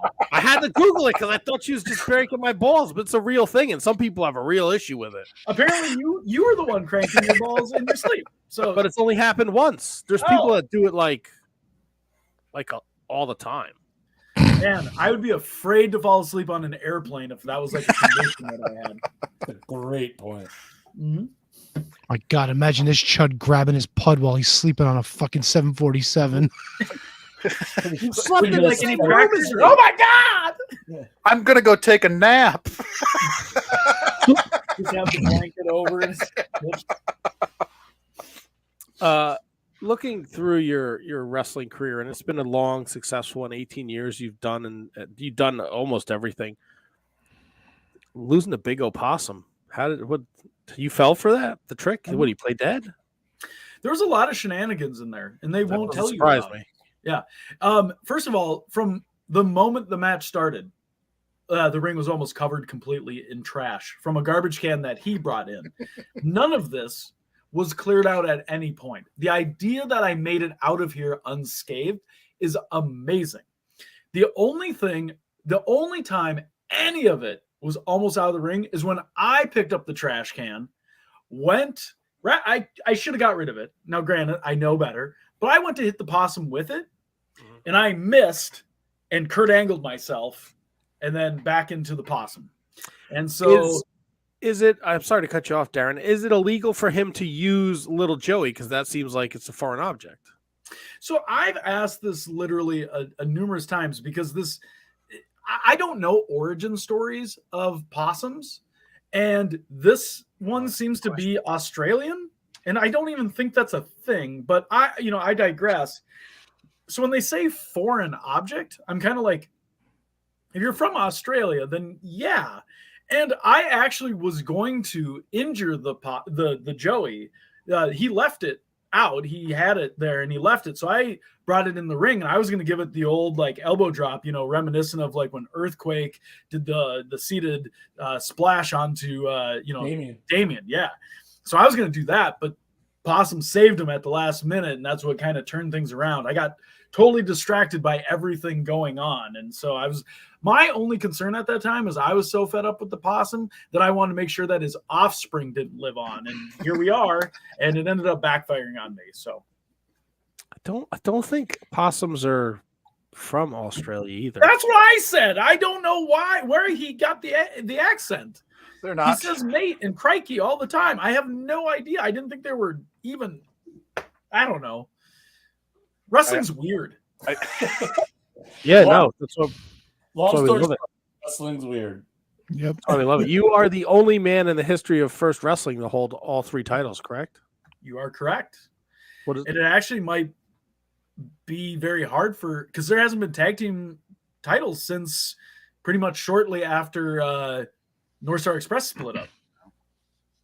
And so the titles have been vacant for almost, I want to say 5 years, I think. Around there. It's around that. Yep. So, so I'm the only one to hold all the championships that have come through there. Including you also had the brother belt. Which one? The brother belt? Wait. That's a deep pull. You Wait, remember like Matt when he sleeps? Yeah, the brother belt, man. You remember it? That's way back. Oh, Belt, electronic belt. Oh, I thought we were talking about at first. You're talking about my scrolling belt. That guy? Yeah. Oh, yeah. No, that was that's actually kind of what first got me, like, I think noticed, in my opinion, what first like started having people started taking notice of it, because it just became like a gag that started running. Yeah. And like the funny part is there was one time with it where So I picked it up because we were at the Mall of America and we were walking, and there was a kiosk that had like the shirts that do the light up stuff and everything. And I just was like, I'm always still pretty frugal on things. And I was actually with, it was at the time, I can't remember who else was there, but I was with Ryan Cruz, and he was like, you never spend any money on yourself. Get this belt. And so I did. And I was like, I'm going to wear it as a joke. And it just kind of like, oh yeah, that's pretty funny. Where did you get that belt? People started asking. And then when I went to IWA Mid-South, I realized I could program it to insult the entire crowd. And so I started doing it and started having it. And just put some math on the belt for those people down there. It would be a waste of time if I even tried on that one. I had to even make sure that like I had to keep all the messages nice and short just to make sure they would register on it. But I actually got another one that was rechargeable. And so that one I had for a while, and Joey Eastman is somebody that I give a lot of credit to. He was one of the ring announcers at IWA Mid-South, and we started doing a running gag with it where he would introduce me, and then I would go to him and tell him to say that the belt wasn't on the line. And then it would get booed. And then I started finding reasons to not defend the belt and why I wouldn't put it on the line. And it was just like the most ridiculous, like everything that you could go with. And then it led to me, Sweeney, Cabana, the scrolling belt versus the Texarkana Championship versus a belt that Cabana just grabbed from a fan and defended. And I had it for a bit. And then why I kind of stopped doing it was eventually it came around the same time almost when Eminem had the jacket that had all the scrolling belts on it. And Trish Stratus had done it too. And so it's like, now it's showing up on WWE. But what really did it in is actually a security guard dropped my rechargeable one and broke it. And I brought my old one back, the one that had the batteries. And I was actually at a show in Chicago, and a fan reached over and grabbed it and took it. So I still have the original, like I have the original. Okay. But I was like, it's too hard to keep this thing like safe. And eventually then I was like, I'd been doing it for a couple of years and I figured I could mix it up. But yes, that one, that was there. And then also one of the funny moments is Steve Carino found out how to program it. So I set it by his table and he reprogrammed it. And I was reading, and like I picked it up and I had saw him, he was messing with it. So I knew he had done something. So I picked it up and I can't remember what he ended up typing in there, but I just made it sound like I knew that it was a message that I had programmed. Because I think I said it said something generic like I'm the best or I'm the top. And then he programmed it to say like I'm a dork or I like something. I can't remember what it was. Like it could have been like I like butt or something like that. And I was just like, that's right. The belt doesn't lie, you know? So like we just went with that. But yeah, it's fun. Like some of the little things that like get over are just ridiculous. But like we had a lot of fun with it, and especially when we could do belt versus belt versus belt. It was a lot of fun to kind of do it that way. Yeah. I remember it. Mm-hmm. You got, I know in your illustrious career, you've been almost everywhere. You did get to work for Juggalo Championship Wrestling, though. I got to hear about that experience. So so it's really interesting because they came through Minneapolis. They did a show at the Caboose here in Minneapolis, and that's where I did it. And I think it was like a Wednesday or a Thursday. It was something crazy. I think either I had Thursday, Friday, Saturday, Sunday, and I got that booking. So I've never done like the gathering. Okay. But so I don't drink. I pretty much straight edge. So the deal is like, I always thought it would be a week. Cause like, everyone's always like, man, there is so much shit going on. There is so much shit.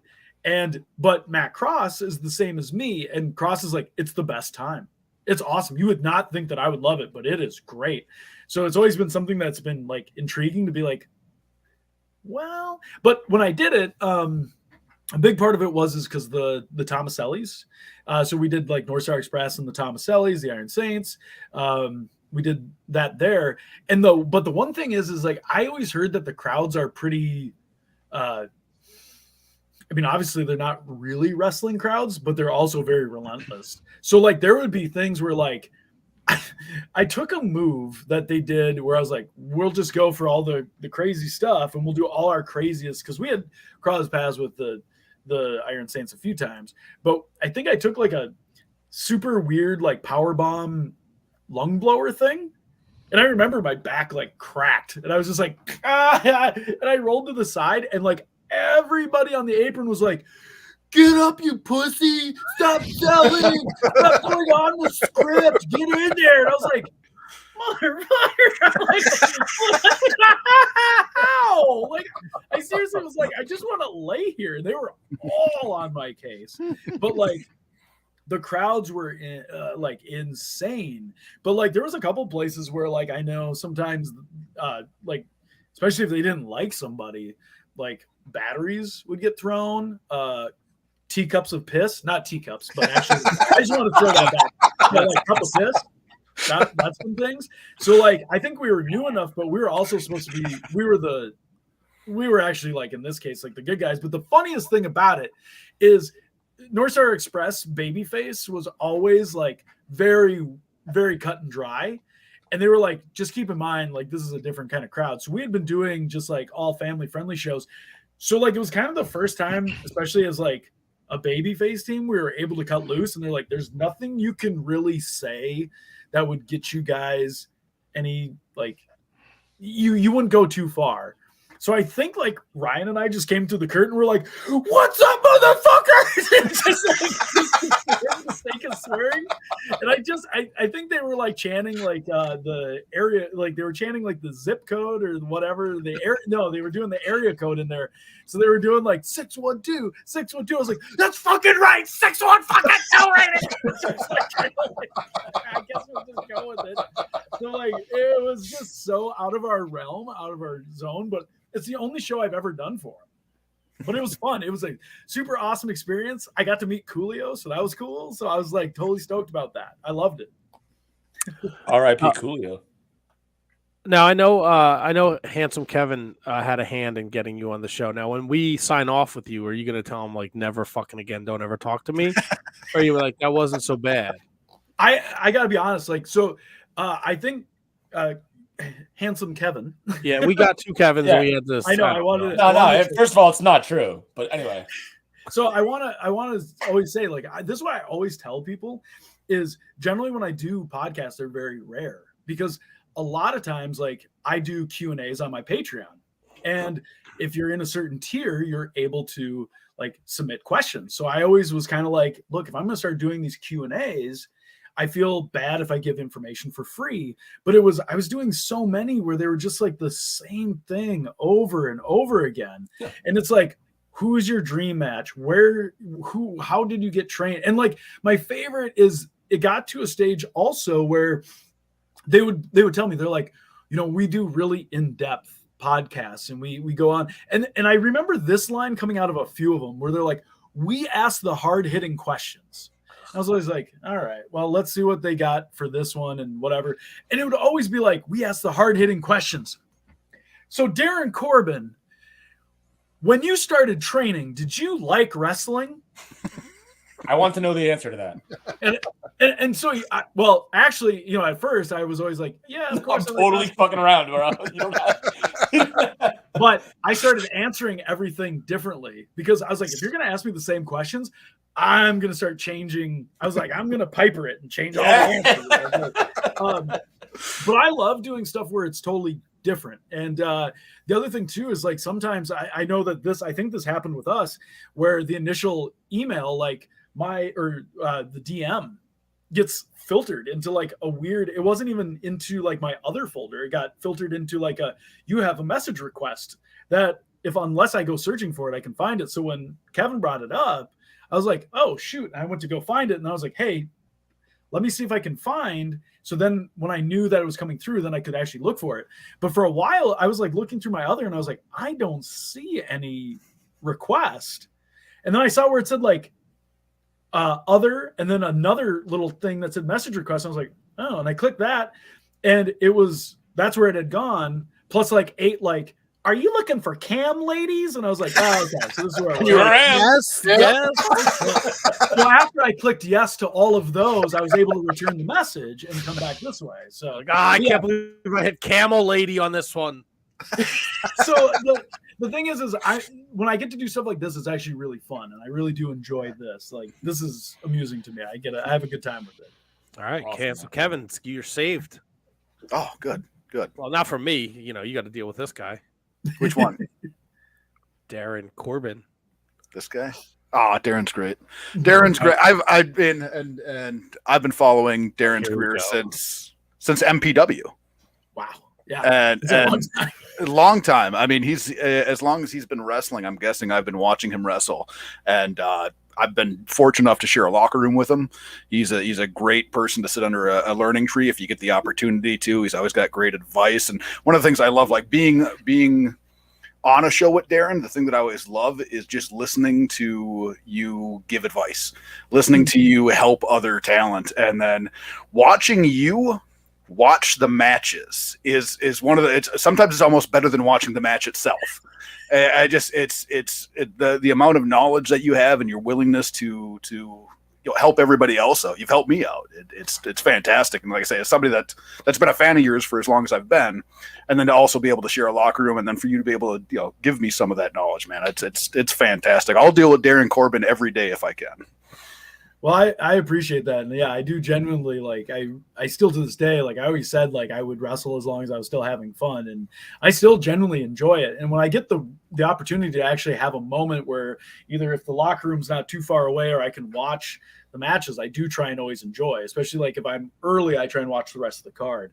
And the thing is what's always intriguing to me is like watching not just the match, but watching people if they're actually engaged or what they're liking.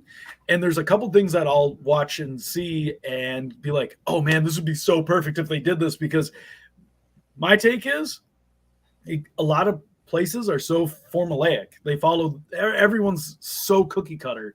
So when I see something like out of the realm, I like go nuts for it. Yeah. I absolutely love it. So like if you're, like you could be the best wrestler in the world and that's fine, because in my mind, there's one. But if you try and emulate that style all the way down, eventually it gets so diluted. But if you're on a card with every one of those diluted guys, and then there's this dude who comes out in a weird gimmick or does something, I'm like, I'm on board. I'm on board with this guy, because like at least they're taking a chance. And so that was what I had to do when I started, because when I started in 2004, like you were saying, Kevin, in the MPW days, when I started branching out, Austin had just retired. And boy, did everyone want to be the next Austin. So like I was on shows with so many different weird variations of jean shorts, black shorts, bald head, vest coming to the ring. Match 1 and 2 were like equal side of the, and just different. It was like if you hit randomize and then put Austin's gear, that's what you were getting. And I was going to these shows and I was seeing like everyone try and be the badass. And I was like, wow, this is just getting so boring. So I was like, I'm just going to be the dork at these shows. And like, that's what ended up getting me over on all these things, was like, because at least my match was different. And regardless of if you did like one of those guys, you were waiting for them to kick my ass. So like that's at least if you didn't like me, you wanted to see me get beat up. But for the most part, that's what stood out. And I saw so many people come through trying to be like, I'm going to wrestle this style because that's what this style is known for. And I was like, I'm at IWA Mid-South where like the projected main event is or like at King of the Death where the whole thing is crazy. And I'm just like, all right, what can I do that will really piss everyone off, because they won't like, I'm not going to be hardcore on this one. And then I would have that kind of match and do those kind of things. So that's what I always enjoyed about wrestling. So before we let you go, you mentioned there's only one best in the world. Were you referring to Steve Austin there, or? No, I got to be honest, like Bryan Danielson, I think is absolutely amazing. And like for all, like how consistent, the amount of, just everything about him, from like the emotion that he invokes, the way that he's gotten everything over that he's ever done, the style of matches that he wrestles, the elongated, like my thing about him is when you watch one of his matches, especially now, like everything is genuinely like his chest is beat up, banged up. Like he's sweat. He looks exhausted, and like just a genuine like wrestler. So like in my mind, I'm like he's the best. But even if you go back a little bit, like if you were to go like Danielson and ROH or like Kurt Angle or whoever, everyone was trying to emulate those guys. And it's like, look, I'm sorry, but you are not that guy. And if you're going to try and be, you might be at your local indie, you might be the best technical wrestler. But if you're going to try and go to ROH and be the best technical wrestler, are you better than Danielson? And like high flyers, are you better than them? Are you better than whoever? Because like, again, when I was at IWA, like I was a diver in high school. I can do cool like dives, but my thing is like my moonsault's crooked. Matt Seidel's moonsault's amazing. Right. His looks way better than mine. I don't need to do a moonsault. So when it all boils down to it, I'm like, unless you're better than that guy or you think you have the potential to be better than that guy, but we're watching Danielson like still continue to be like absolutely amazing and still seems like he's got at least something left in the tank because he even beat retirement. So I'm a huge, huge fan. And so like, that's why I think he's the best. Absolutely. Yeah. Fair. Very fair. Well, Darin, excuse me. I'm sorry. I got something stuck in my throat there. You're in. Came with a teacup. No. Sorry. The allergies are killing me today, guys. It's fucking a nightmare over here. Spring has sprung. Spring has sprung. Darin, this has been an absolute pleasure. We'd love to have you back on any time just to shoot the shit, hang out, promote whatever you got to promote. FSCW this weekend, GalaxyCon in Richmond. If you're in the area, come by, see Mr. Darin Corbin. If you can't make it, check out his Patreon, patreon.com/Darin Corbin, at Darin Corbin TV on YouTube. Subscribe. He's putting out great content. They're short, easy videos to watch. They're funny. They're entertaining. And then grab a t-shirt, the Loudmouth t-shirt at DarinCorbin.creator-spring.com. And follow him on Twitter and Instagram at Darin Corbin. Anything you want to say to those fans of yours before we let you go? Hey, I really appreciate all the plugs. That's exactly what I like. If you enjoyed listening and want to know more, that's the place to go, and those are the spots. And also, like I said, I love traveling, so I'm trying to get out there more. And I've really had a blast being able to be more in control of it, and especially coming back from the injury. So I just want to say I had a blast. I would definitely come back. So thank you so much, guys. I really appreciate it. We're going to slide them DMs. We got to hear about the Wawa trip. We got to follow up on some of these things, man. Oh, absolutely. Yeah. No, we'll definitely get together again. This was a blast, Darin. Thank you so much. Enjoy the rest of your Monday night. We'll talk soon, friend. Perfect. Thank you for having me. Thanks for coming on, man. Hey, Darin, thank you.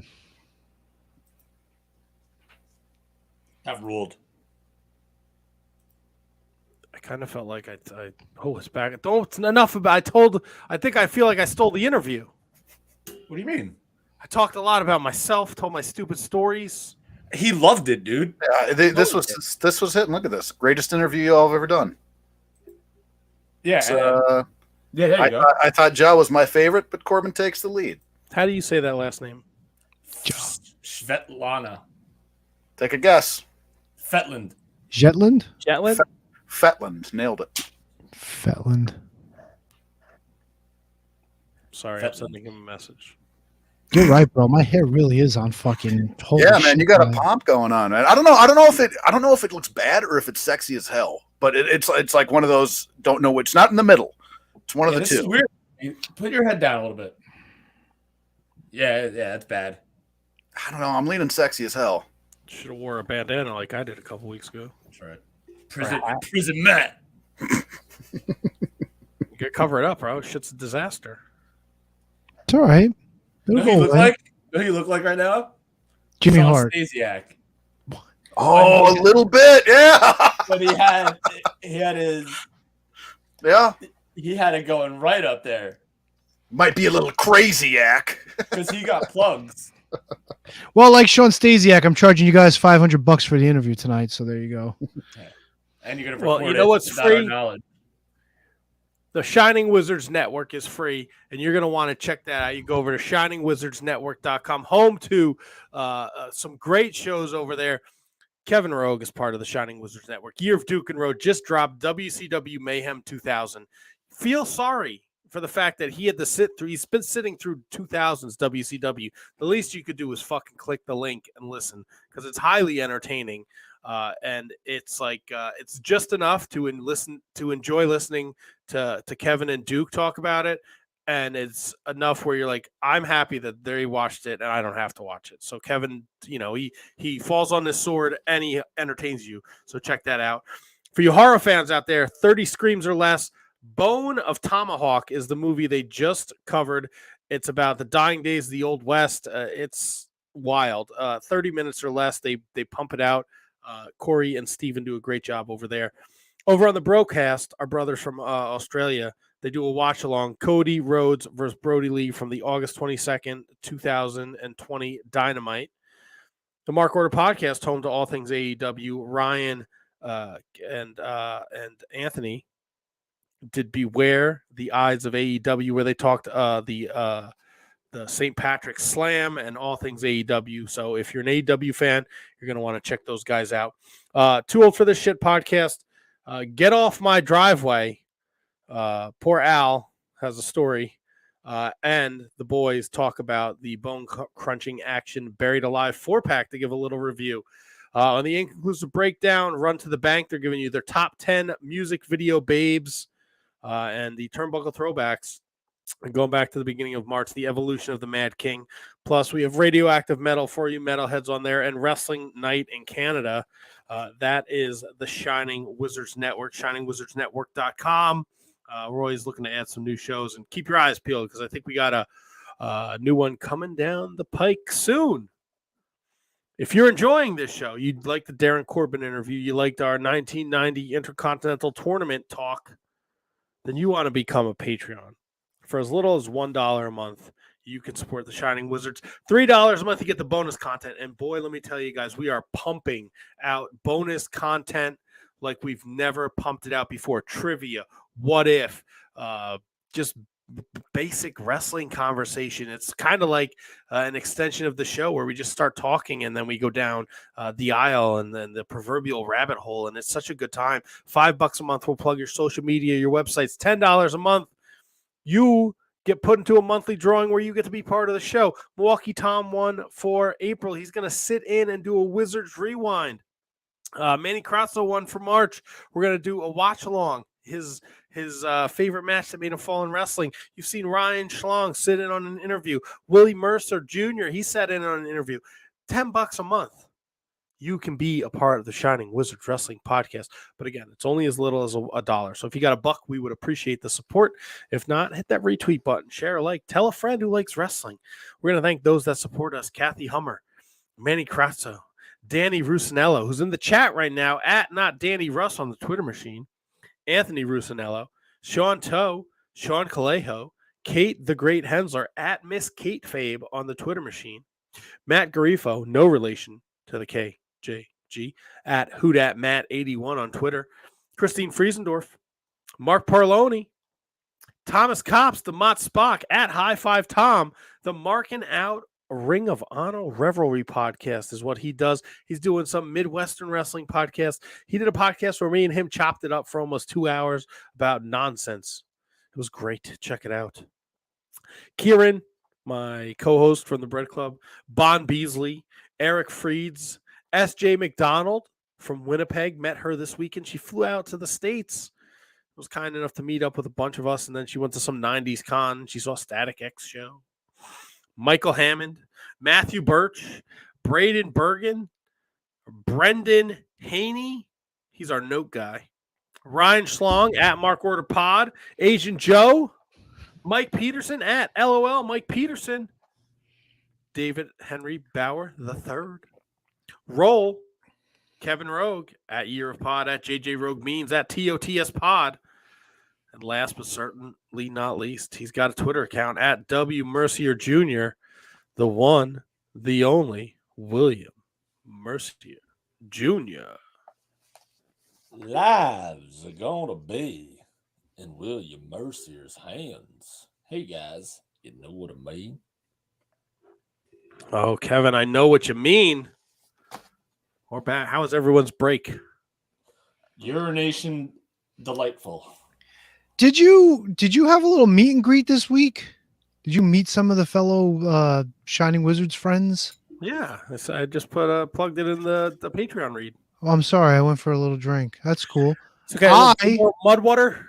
Yes, and I also met Inconclusive Breakdown Zone Vince yesterday. What? Yeah, his family came out to do a little vacationing. The kids are on spring break.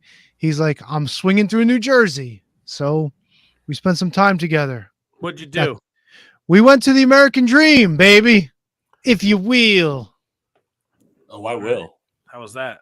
It was cool, man. It was cool. Met him in person for the first time, met his wife, met his kids. His son and my kid, they're always playing Fortnite together online. We always kind of like just hang out and shit. So it was cool to finally meet them. They came out here to go do the whole Red Bank thing, like going to like Jay and Silent Bob's, going to the Quick Stop, shit like that. He's like, hey, we're going to swing on the American Dream. I said, all right, man, come on up. It's good times. That's pretty awesome. It was cool, man. It was cool. Yeah. All right. I got nothing else. I mean, I'm in the holster. I was gonna throw some shade at you, buddy. Who, me? What'd I do? Yeah, you motherfucker. What'd I do? Why? Why? What's the matter? I was gonna bust your balls about you see Vince more than you've seen me in person. You can. I mean, it's not as fun when you fucking act like Eeyore about it. Leave me and my pompadour alone, dude. If you're gonna. I still think it looks good. It's a good look, Tony. Thank you, HK. It's not the worst. It. It's not the worst. No, it's not terrible. It's just that it's long, dude. It's long. I mean, I got to get it cut. I got my hair cutter's appointment on Saturday. And I'm with you. I need a haircut too. Yeah, but you got luxurious, like wavy, flowing hair. Like me, I'm kind of like. Good point. I got the John Cena shine going too. You know. There's not much I could do with what I have left, but I'm happy to have what I have. So listen, I'm very, very thankful that I have the hair that I have, and I don't take it for granted at all because I know the snap of the finger, it could be gone tomorrow. So very, very thankful. We're full bore into WrestleMania season. Right? I can't believe it's like fucking 2 weeks away. Yeah, man. Which it's coming up fast, but we got the moment I think we've all been jonesing for on Friday night, right? Did you see this, Matt? I only saw this segment. It was the people were putting it out there like crazy, and I'm been very transparent with a lot of people. I really don't watch a lot of weekly WWE TV. I did watch the last two pay-per-views or premium live events or whatever the fucking dorks are calling it now. I'm always going to refer to it as a pay-per-view. It's just ingrained in my brain. The fact that I refer to it as WWE now is a miracle because it was WWF forever to me. Man, what a moment. The fucking Usos are beating down Sami Zayn, and here comes KO for the save, and we essentially have that tag match we've been hoping for, and it's pretty awesome to see that this bloodline story is kind of still going on, and they kind of cut back, and Cody's watching on the monitor, so yeah. I don't think the end is WrestleMania. I think we might get some 6-man tag action post-Mania. I agree. I think that the main event for the next pay-per-view after WrestleMania, what is WrestleMania Backlash? Oh, dude, that'd be an amazing main event for Backlash. I think that's what we're getting. And Matt, I just want to say, because I watched this today, and I watched Raw too. So I watched both shows because I'm just so enthralled by. There's a lot of storylines in WWE right now that really have me like invested. Mysterio. Like believe it or not, Mysterio, and then of course this and the Rhea Ripley, Charlotte stuff. But this story has been so well told for so long, and it's not just a long-term thing. Each show individually does a tremendous job of carrying it through the entire show. And today, on Friday with Sami Zayn and Kevin Owens is no exception. The fact that Kevin Owens was like, you keep saying that we don't have to do this as friends. Like, we don't have to be friends. He's like, well, why would I fight someone who doesn't consider me a friend? And then Sami Zayn goes out to the car and hugs him and says, I love you, bro. I believe that's what he said. And then the end just gave the people what they want and what they've wanted for so long. It's so easy to do, but it's also complicated at the same time, if that makes any sense, guys. But the way that they did this today, like Sami Zayn turning on Roman Reigns is giving the people what they want. Like that was what they wanted. And they got it in Montreal.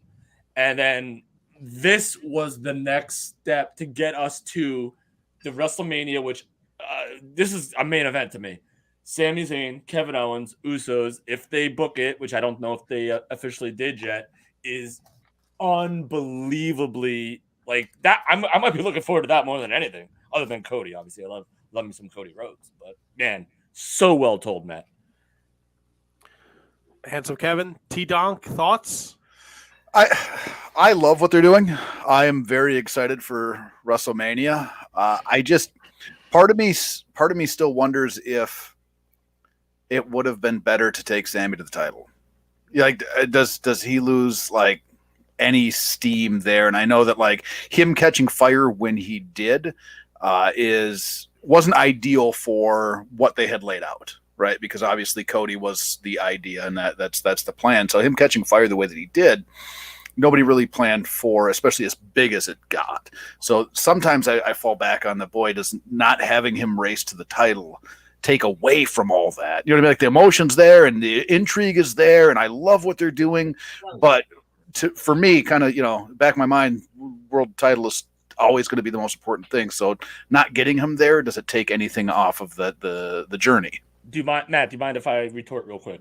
No, go nuts, buddy. Because I absolutely love it. Because I think the whole storyline and all the characters involved, the fact that Solo Sikoa can main event a Raw, like this shows you, and it's a believable main event with Kevin Owens, just goes to show you how great all the players are in the entire story. Yeah. So the fact that Sami Zayn and Kevin Owens are most likely going to be facing the Usos, and most likely, in my opinion, I'll make the call right now. I think that the Bloodline loses everything at Mania. And the fact that like that's how over the Usos are, and that's how incredibly over Sami Zayn and Kevin Owens are. And it's the perfect spot because it plays on the personal relationship that Sami had with them and now has with Kevin Owens and had with Kevin Owens. So, and I think Cody playing like kind of like the dad, like trying to like fix things is like, it's no disrespect to either one of Sami Zayn and Kevin Owens. It's just they all have a common goal. They just were never able to find out how to bring it together. And now at Mania, I think, I'll say it again, I think Cody Rhodes beats Roman.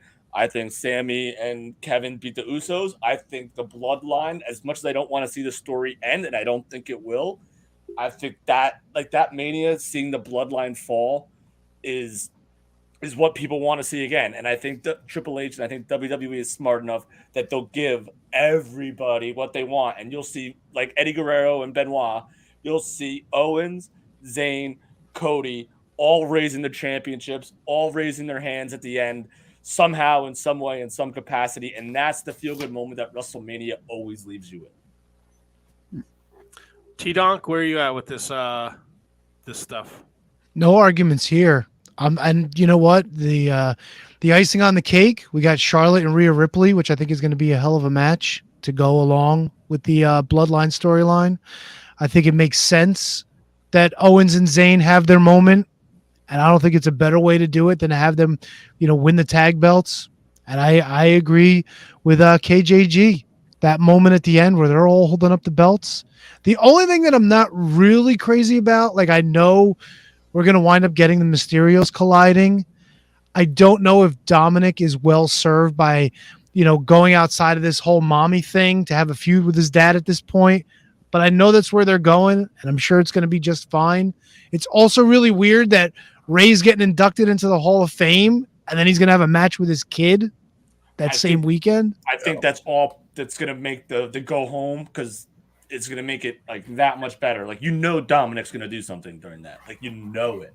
Oh, you think they would do some gimmick during the Hall of Fame? 100%. Oh, I don't know how I feel because about that's that. how real it feels to me. Is like that they're gonna make Dominic do something. And by the way, Rhea Ripley cut a hell of a promo on Charlotte on SmackDown. By the way, yeah, they did it on what they did at Thanksgiving, they did it at Christmas, they did it at Valentine's Day, right? And Ray's gotten back at them too, so it's a thing. It's gonna, Do you think they would do something like that at the Hall of Fame though? Yes, 100%. It wouldn't not work the with any other Slammies. story. It's just this story. Sorry, Kevin. It's just this story that makes it make sense. You know what I'm saying, Kev? I get what you're saying. It's just again, like I said, it's not the Slammies. It's the Hall of Fame. Now, if they don't announce the match until the Hall of Fame and he incorporates that into his speech, that I could see him doing that because that it adds to his speech involving his son and involving the storyline and then I'll see you tomorrow at WrestleMania. It's gonna happen. God, like he's got that makes all the sense in the world because this match isn't selling WrestleMania. Like the story's been great, but like you don't need to announce this a month in advance like you do like every other match. Like this, the story has been probably the second or third best thing on WWE. So like. I think I'm with Handsome Kevin on this. I think that if you wait as long as you possibly can, because that's the whole point of the story. Ray does not want to fight his son. But if Dominic disrupts the Hall of Fame and absolutely embarrasses his dad on the most important night of his life, other than maybe winning the world title, like that's a story. That's brilliant. The story's there. It's not doing it for like shock factor's sake. That's the story. Is Dominic is this ungrateful little shit who is in love with this badass bitch. Oh, yeah. And she's influencing him to do shit like crash Thanksgiving and Christmas. And I like how Kim's like, it's not the Slammies, it's the Hall of Fame. I hate the fucking Hall of Fame. Interesting. I 100% disagree with all of you. I think it'd be a fucking sin if they did something like this. Because then now everybody shits on the Hall of Fame to begin with. Oh, it's not real. Vince's limo driver's in it. Like, we've heard the stories. Every fucking year it comes up. We've told the stories. Yeah. If you do this, you might as well just fucking never do the Hall of Fame again. Would you rather have that or another Mr. T where he talks about his mama for 25 minutes and they have to fucking... Yeah, I'd rather have Mr. T talk about his mama because Mr. T is happily and graciously... I don't know, man. To me, 100% pass on that whole thing. And I get it. If you're thinking about doing something like that and you're going to have Ray and Dominic, just put Ray in next year. Who gives a shit? Just put him in next year. He doesn't need to go in now. He's an active competitor. Now, what if it was Edge? What if but Edge retired. Edge just happened to come back because, miracles happen, I guess. I don't know. Modern medicine. There you go. Thank you. What if it's not like over the top ridiculous? No, man. I'm the only fucking guy that goes over the top. Not this fucking Dom and Rey Mysterio after he walks off stage, he gets beat up backstage, and it's like an No! Let the man have his night. He's gonna have it on the stage, and then afterwards, when you go home, you see it on Twitter. Nope, don't. No, sir. I don't like it. Ren and Stimpy that shit. I don't like it. You like the Great Muta and Andy Kaufman going into the Hall of Fame? As long as Great Muta's not dropping the F-bomb on the microphone, I'm okay with it. Andy Kaufman, deservedly so. I think that it's going to be a Jerry Lawler induction. I hope Bob Zamuda comes out to accept it on his behalf. That would be cool. Andy Kaufman's going to come out and accept it. See, that's the other thing I heard. That would be fucking epic. Dude, been waiting for his whole life, man. No. Tony fucking Clifton. Tony Clifton, yes. That's the one. God damn, dude. So you're against? Yes, I am, because it's not the same. Shut your hole. Andy Kaufman was a comedian, and Tony Clifton was his alter ego. So if Tony Clifton comes out and fucking accepts it, yes, 100% no problem with that. Not the same as Dominic Mysterio. I'm happy to take the award. He's gonna come out and go, why are we celebrating it? This dirty man, Jerry Lawler, still alive. Yes. Not a bad Tony Clifton. You know what? I agree with HK on that one. But yes, that would make 100% sense because that's who Andy Kaufman was. This is who Dominic is. He's been in prison. He's a hard man, Tony. He's a hard man. Yeah, he's spent time in prison. Well, Prison Matt would know about hard men, I guess. Yeah, you guys share a cell? I wish. Holy that shit. awesome. No, but they did share some DNA. Ow. Well, Muda's going in, and so is Andy Kaufman. So no arguments with either one of those. Those are good calls for you. I mean, they've never ever been in the WWF, but whatever. No, that's fine because the WWE Hall of Fame has become the Wrestling Hall of Fame, dude. It has. What about the Wrestling Hall of Fame in Iowa? Who gives a shit? Didn't they get robbed and flooded and something like that? Not in that order necessarily. But still there. What about Dave LaGreca, Hall of Famer, going in? Well, they'll fucking let anybody in the Hall of Fame nowadays, I guess. International Wrestling Hall of Fame. They let James Dudley in the Hall of Fame and Coco Beware. Coco Beware. And there's Beware still deserves it. Why does Cyndi Lauper not go in? Why is Andy Kaufman going before her? Dude, why does anything happen? Bruno didn't get into like fucking what, 2012? I mean, come on, what are we doing? Cyndi Lauper's in, Matt. No, she's not. No, she's not. Wendy Richter's in, maybe. Is that her? You don't know if Wendy Richter's in. No, Wendy Richter's in. Cyndi Lauper's the one that inducted her. Okay, that's what I was thinking. No, the Jumping Bomb Angels. They're They should fucking be in. Holy cow. I'd even put Leilani Kai and Judy Martin in the Hall of Fame. Even outside the Glamour Girl shit, those two are fucking legends. Oh, yeah, WrestleMania 10 was stuff of lore. Royal Rumble, baby. Why you get the fucking network? Hey, Leilani Kai is a former World Women's and World Tag Team champion. So there you go. It's like get your fucking wiener hard, buddy. Fuck yeah, dude. Just like you in a cell with fucking Dom Mysterio. Was he the Dom or were you the Dom? Aha. So what do we look what do we got? 3 guys in. Are we looking for 2 more? Matt's always looking for more guys to get in.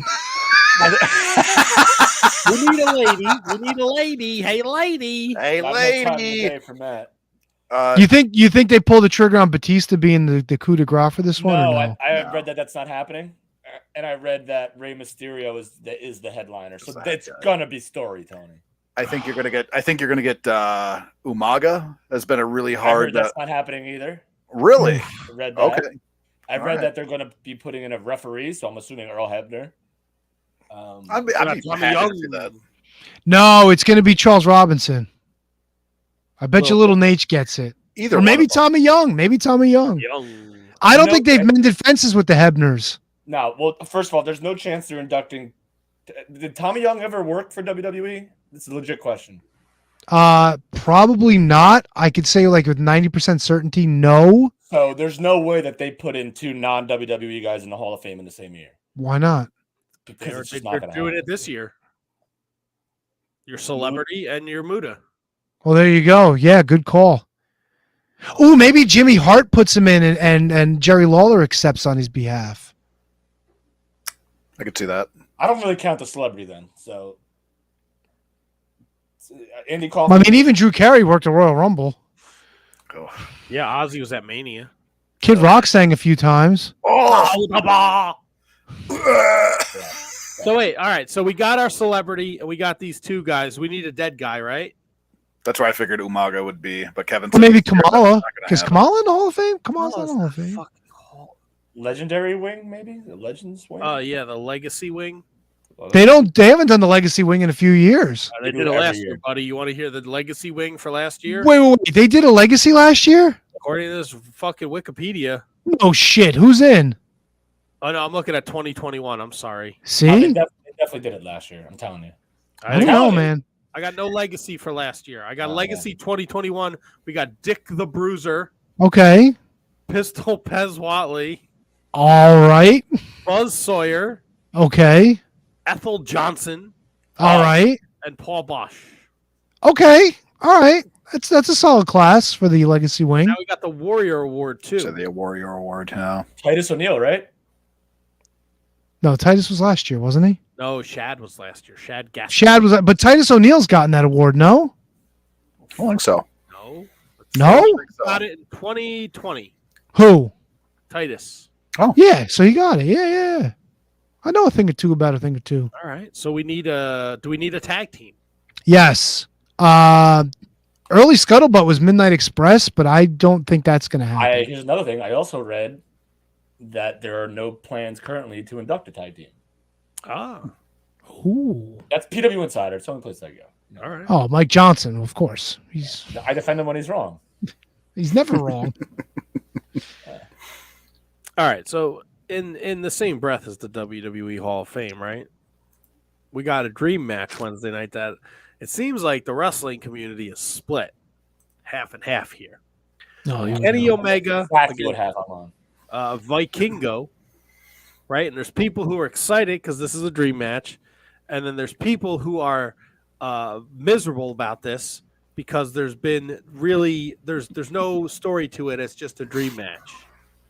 Well, who knows who El Hijo de Vikingo is? I mean, we know because we're smarter than the average bears. That's true. But why do I care if they're just dropping this guy in? Like, oh, hey, look, we got a dream match. Why can't we build this? Why? Why can't we say, hey, this guy's coming in. He's like the hottest shit in Mexico. Give him a match or two. Say, hey, you know what? Kenny's the best. I think I'm the best. Something simple like that. Give me something. Yeah. Sorry to cut you off, Kevin. I don't know the extent of how long his working visa is. Who gives a shit? Hey. You had your fucking time. Let me speak, please, sir. Your time's up. My time is now. Yeah. Motherfucker. Also, he's writing weekly TV, right? And you have to get people interested in it. And this is a dream match. This is something people want to see. He is the current AAA Mega Champion, which Kenny Omega did have to give up that title belt because he couldn't make it to Mexico during the Can I ask you one question? I get it. The whole COVID whatever nonsense. Tell us that story. And he was hurt. Don't assume we know it. But I got one question for you, Matt. Yeah. Before this match was announced, how often were you thinking about El Hijo del Vikingo wrestling Kenny Omega?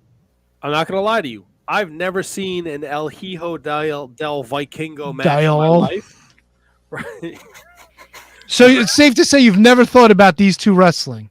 No, but if they use this match Wednesday night to tell the story that El Hijo de Vikingo is the current AAA champion, a title that Kenny Omega had to vacate due to his injuries back in November 2021, and they can they could use this platform to maybe promote a big AAA show, I'm not against it. It will also probably be a really great, crazy match. Hold on. Let me file this. Hold on. Kevin, handsome Kevin, I'm going to file this under the who gives a shit folder.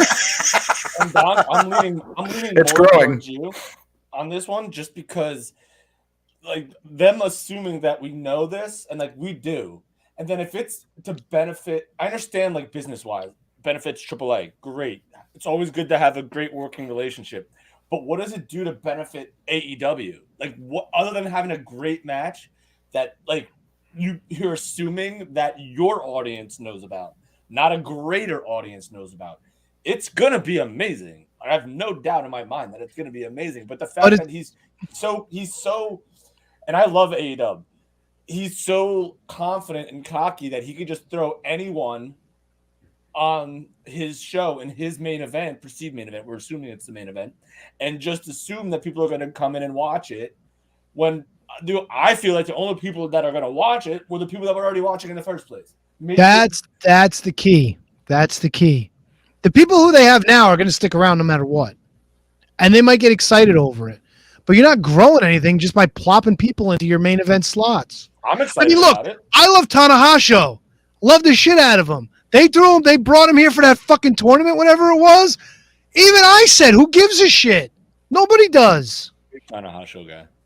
But you just bring him in like, hey, at least they gave Tanahashi a vignette or two. At least he had the chance to talk. Vikingo's just showing up. He's got his bags. He's ready to work. I feel, and I didn't watch Rampage because it was real late Friday night. I don't know why. Nobody watches Rampage. You're good. I feel like maybe they did a vignette they did a package on Rampage for Vikingo. Oh, for Vikingo? Oh, there's somebody who likes packages. It's Ryan Schlong. I mean, you don't get the last name Schlong for no reason. Of course not. My man's packing. He's got some fucking heat in them drawers. Papa Schlongo. So here's the problem then. If they did a package for him on Rampage, the fact that I guarantee you 9 out of 10 people you ask found out about it on social media and not Rampage. But isn't that how 9 out of 10 people know who the fuck he is? Is they saw a clip on Twitter or Facebook I ordered Triple Mania. I watched Triple Mania. I watch AAA at the office all the time. I have a AAA channel, but I don't think that. I don't know. Tony, I'm very much with you. Give me a little bit of story, especially if you're going to plop it down to your main event. Well, It's. I don't think it'll be. I think they'll open the show with it. I think opening is a better idea. yeah, that's probably a good idea. Nah, it's going to be an Orange Cassidy match. No, I think. Look, they have a history of opening the shows with the biggest matches they announce for the week. They should open it with Anna Jay and fucking Britt Baker.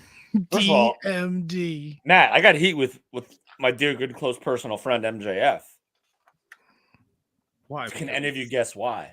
Because he celebrated his Rebar mitzvah and you thought it was going to be the fucking guys from WWE, like Rebar and T-Bar. Oh my God. Rebar McIntyre? No, but tell me why. Because he stole my gimmick. What, did he go lives are going to be? Oh, he called himself the Iron Man. Oh, I thought he had a top 5.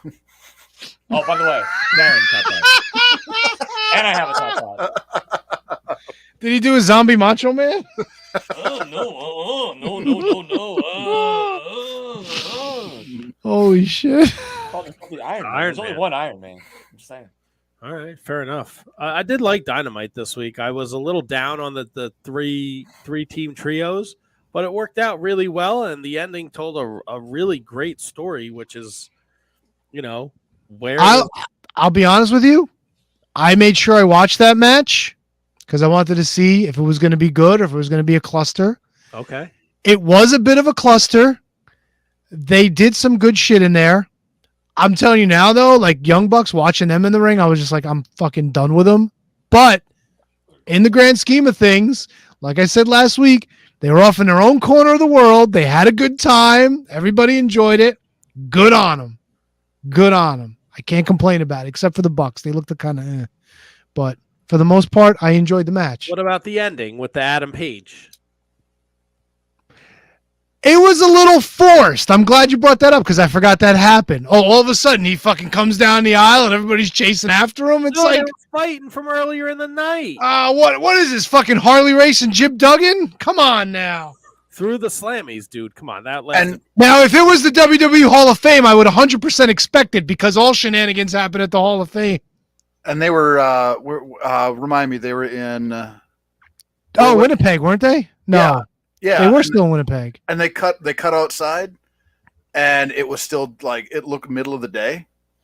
Not cool. Not cool. I thought Winnipeg is on the West Coast. Winnipeg's right above Minnesota. Yeah.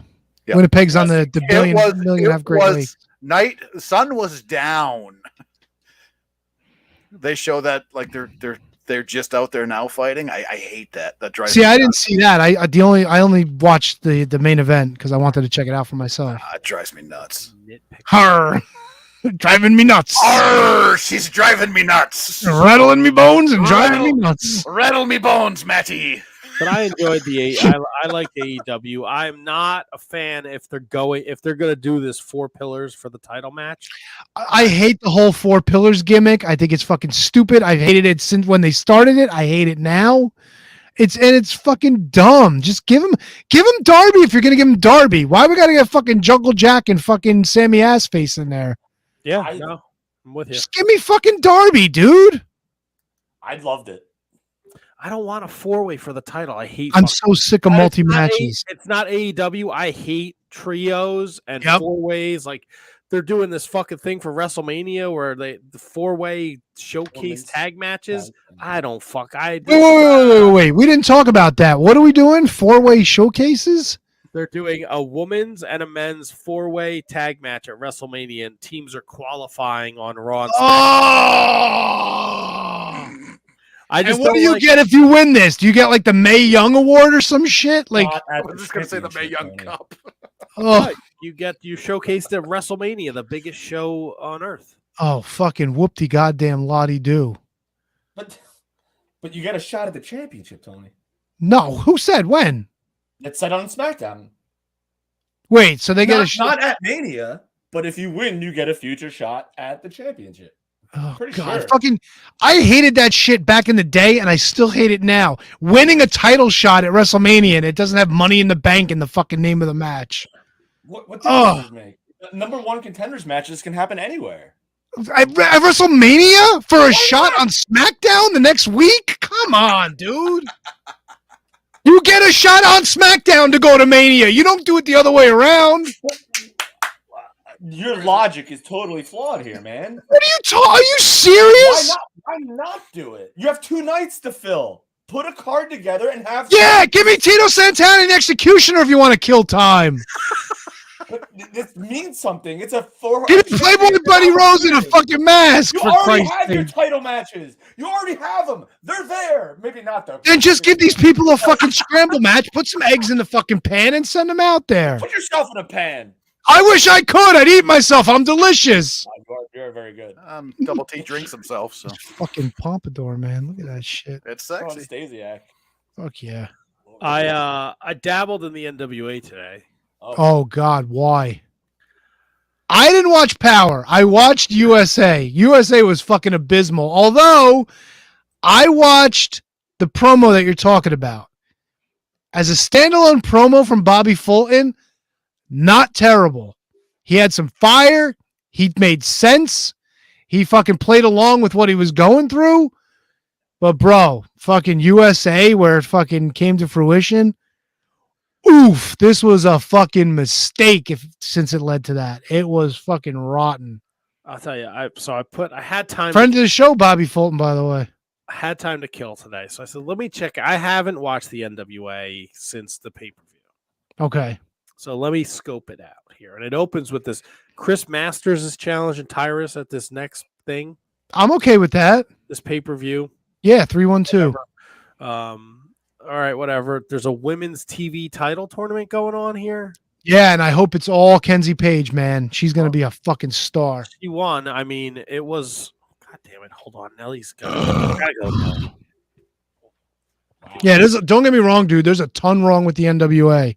So don't think I pick on AEW just to pick on things, because fucking NWA was my shit, and it's gone to shit in a lot of ways. The match was okay, but the crowd was like I thought they had the match in a fucking morgue. Holy shit. I miss first and second season where they were recording in the studio and they had tons of fans there. That was good shit. That crowd was hot. I enjoyed Rhett Titus and Tom Latimer for the TV title. Yes. Tom Latimer, Rhett Titus, 2 fucking shining stars in the NWA right now. And Kerry and Mecha Wolf was okay, but the Bobby Fulton thing, dude. Why is Bobby? It's 2023, and he has to mention in his promo that he's fucking drools. He's drooling. If you're doing him as a promo and he's going to be a corner man for people, I don't really have an issue with it. But fucking, they put him in the ring on USA, even though he didn't wrestle, dude. It's like, why would you do that to the guy? Like, I get it. He's a legend. You want to have him around, like, give your show some pizzazz or work him in. Like, hey, it's Bobby Fulton, but not like this, man. Not like this at all. This was bad. Yeah, no, I don't. And I think I asked this, and it was either in the Discord or in a text message.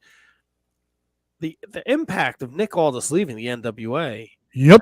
And I asked you, is it do you think maybe like for the time was like when Hogan left the AWA, like because the AWA kind of went like straight to hell after the Hulkster left, right? Yeah, but like I said, AWA at least rested on the laurels of the LOD for a while. And Hawk and Animal were there. And Bockwinkel. Yeah, but Bockwinkel was already pretty old at that point too. I mean, Vern was like, if not retired or on the verge, or maybe just came back for shots. I mean, you had the high flyers, but outside of the people that liked them that were around there, they weren't setting the world on fire. HK is making the faces over there, and I know it's your home base, the AWA. Yeah, right? I hate to cut you off. I mean, but if Hogan sticks around, I don't know if the AWA is the number 2 company in the world, but maybe it gets a little better for them.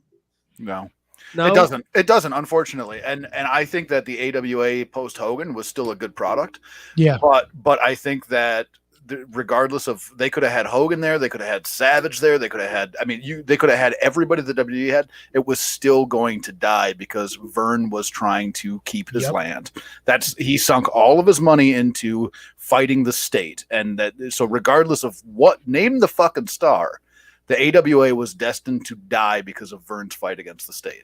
Well, I also heard that every time Vern was short on cash, he would always like leverage the state against things. So he was always taking out loans on it. So really, I get why he was fighting to keep the land, because the land was like that was his lifeline. Prime real estate. Yeah. Prime. Yeah. Yeah. What's it worth now? Who's got it now? The state has it. Fighting a losing battle, brother. But if he would have sold the land with their initial offer, and he would have just focused on his product, because I do believe that AWA post Hogan was still a good product. I think that it's very possible that AWA could still be in business, even if it's just regional. I don't know. I think Vern was a little stubborn. He didn't think a guy like Hogan would be like the focal point, or should be the focal point, which is why he stood with Bockwinkel even into the 80s like that. But once Hogan left and Vince McMahon got in his ear, he plucked everybody from Vern. Yep. Everybody just left. Mm-hmm. Watch the AWA documentary, dude. Yeah. Oh, I've seen it. But Vern suffered the most. Out of everybody, Vern suffered the most. Vern lost half his roster in about a year and a half. Yeah. Yeah. So what else can you say about it? Yeah, it is what it is. Well, I'm going to segue though, because I had this extra time, right? So I said, let me see if I could watch this MLW. This shit is on par with trying to find fucking Impact to watch. Dude, I have the Reels app on my phone. I open it up, right? Search MLW. We can't find anything. I put in MLW Underground. Nothing. Right? Okay, now I go to fucking MLW website. Redirects me because Reels is now on Peacock, but MLW can't be on Peacock. So now the MLW redirects me to Peacock, sign up for Reels. No. Go to MLW YouTube. There's just 2-minute clips of everything. This is what happened. This is what happened. Can I not watch the fucking show? I tweeted him out. Am I a retard? Can I not figure out how to watch the fucking show? Why is it so hard? It's either really hard or I'm a fucking moron. Somebody help me. Can I only watch it Tuesday at 10 o'clock? Is there no way for me to find the archives? Can I not see the Samoan SWAT team beat fucking Calvin Tankman and EJ and Duca for the tag titles? No, it doesn't seem like I can.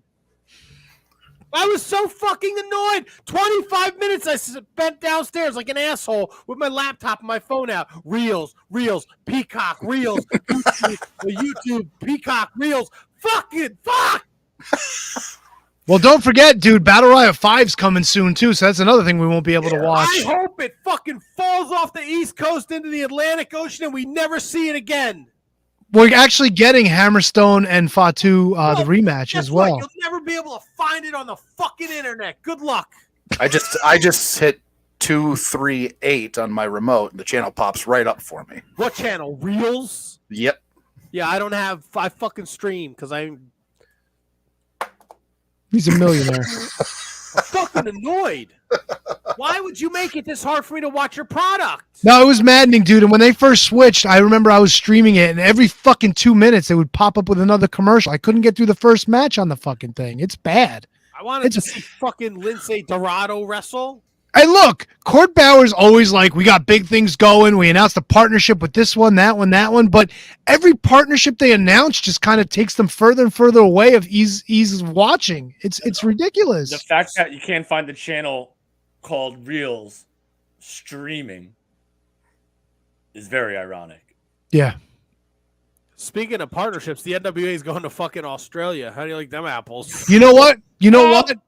Somebody booked them there. They're all flying there. Good for them. And I think though it's part of the promotion that they're doing with oh Christ, what the hell is Billy's band? Smashing Pumpkins. Oh, tie me down a kangaroo. Yeah, exactly. Tie me down a kangaroo. The accent was off. Lisa, I think you're a sweet, sweet young lady. I never ever in my life want to go to a fucking MLW show again. I went to that fucking taping in Philadelphia. I was ready to blow my fucking brains out. I look on fucking Twitter. They ignored my tweet. They're fucking the Microman Challenge. This is a thing. Wait, do you accept it? Did you throw your hat in the ring? I'll fucking kick that midget right in his face. How do you like them apples? Oh, mama. Hey, I'm fucking hot about this MLW bullshit. Yeah, don't act like what? Because I said midget. Who gives a shit? You don't understand me. He speaks Spanish. Poquito persona, por favor. Personacita, little person. I think it's Paquito. Fucking face. Oh, persona pequeño. We're doing it on a Thursday night. Fucking Lisa, opening is that day accurate? of the Mets at City Field. Do you think I would want to go to fucking shitty wherever the fuck this stupid show is? It's either in Philly or Dallas. That's usually where they run these things. It's in New York. No way.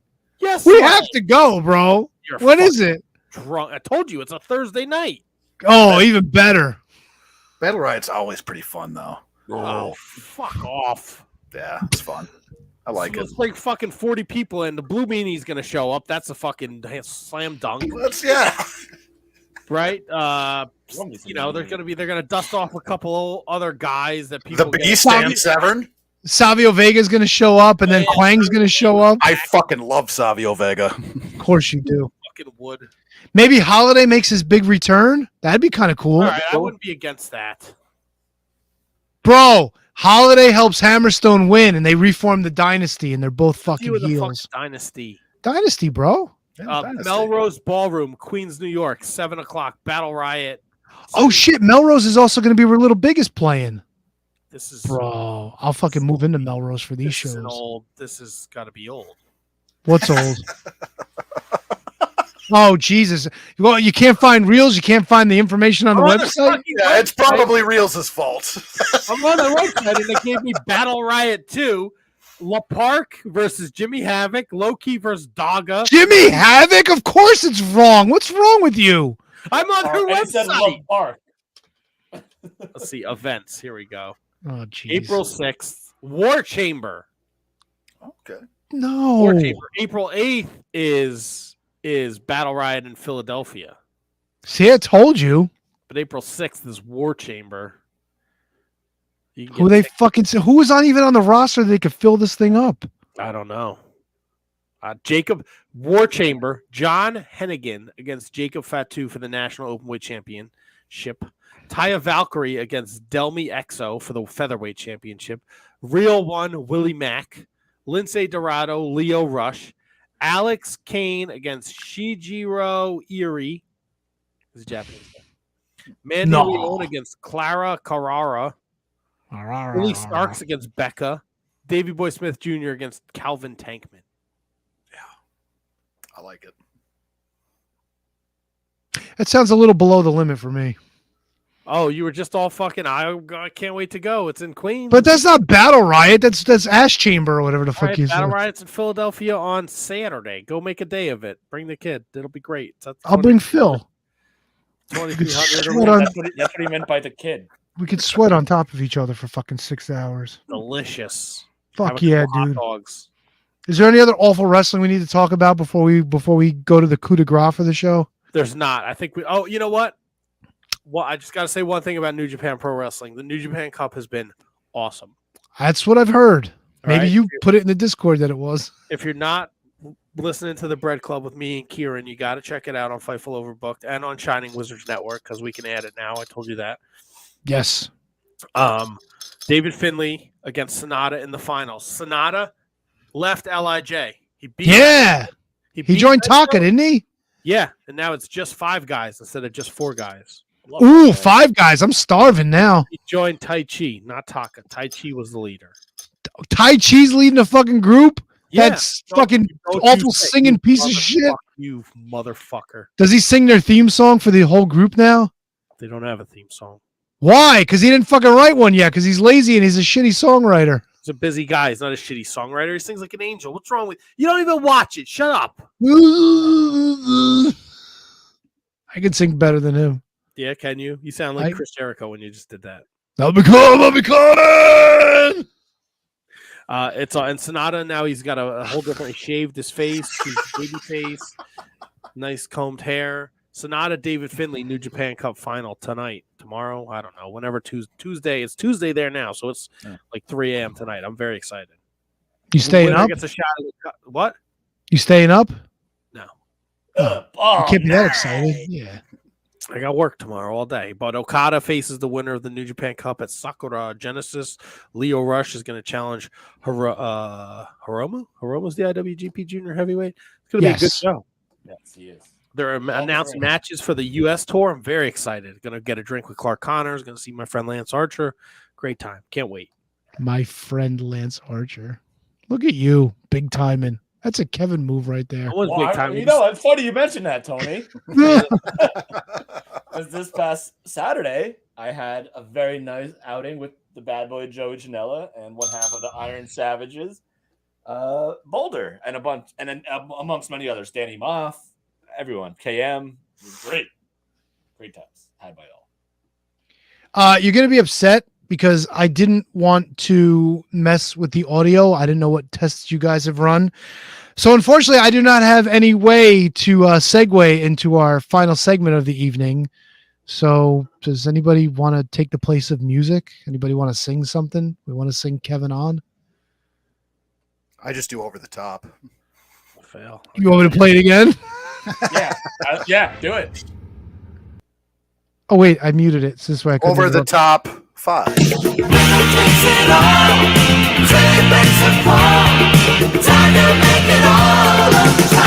Five.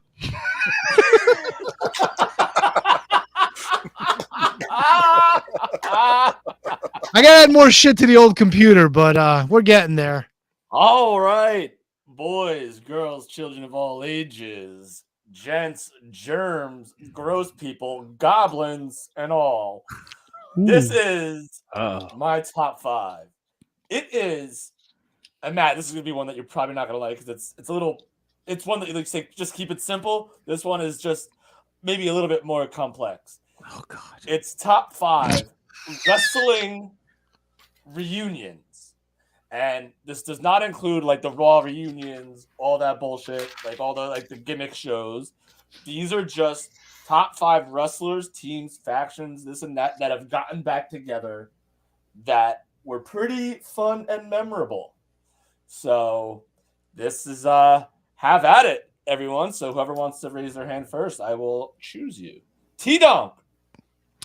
I don't know if you thought about it, but I'm going to throw it out there because it's probably the most iconic one that I can remember. Give me Savage and Liz. All right. So no, because this is just, I thought about it. I knew you thought about but it. I just wanted to make this amongst wrestlers. So okay. No, that's fair enough. You clarified. It's fair enough. I will take back my swats. Reuniting. I'll rewind the swats. Yeah. No, you can swat. No. I was swatting because I was disappointed. But it's your rule, it's your list. And now that you explained it, we're good. We're good. I'll take up Brett Owen Davey after the European title match on Raw. Matt, no, but you're very close. Matt, you're close. It's in the same realm. You're very, very close.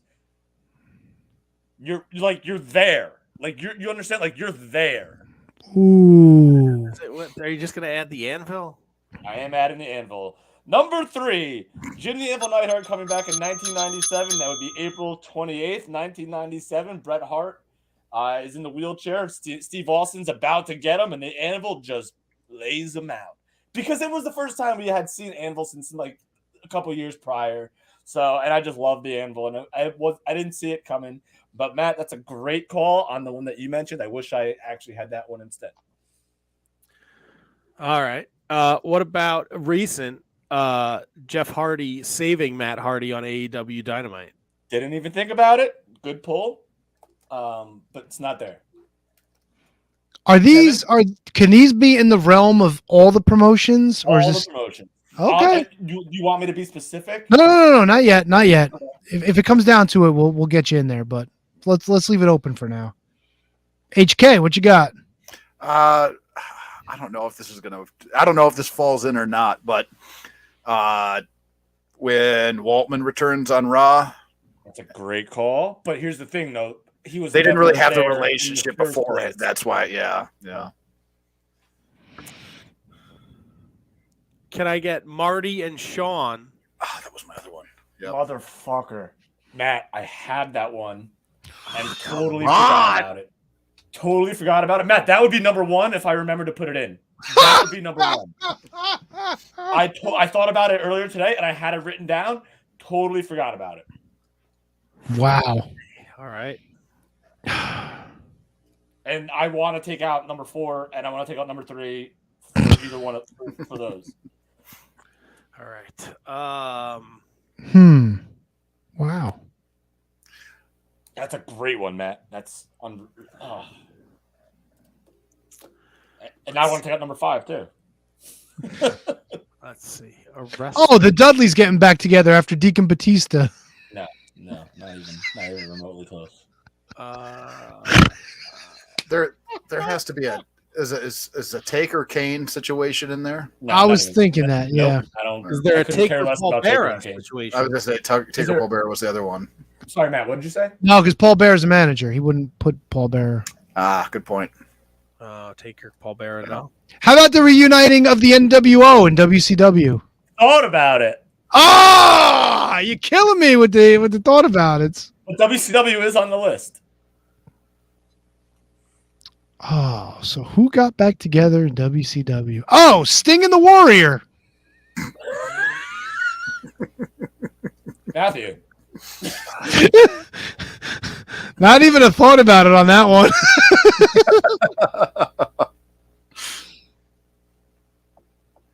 Oh, there's got to be a DX reunion on the list. Nailed it.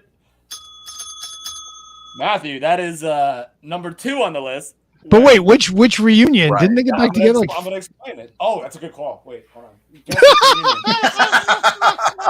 It's not a gimmick show, though. So it's like, there's only like 2. You're going to explain it. Go ahead.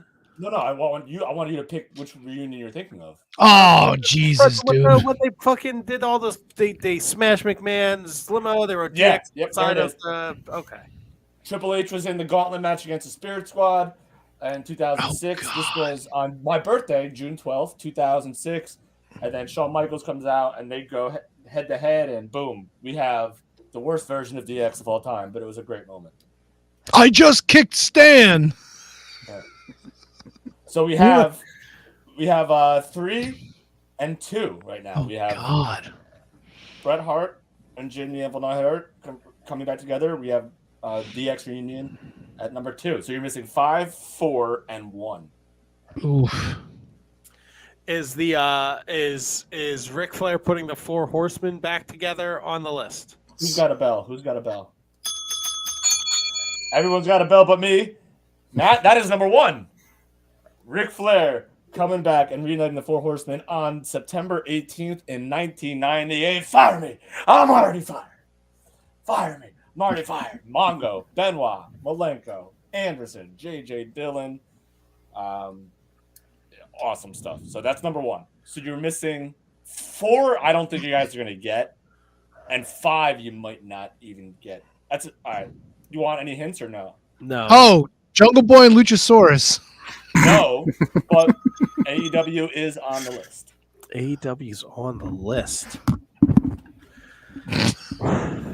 Uh-oh.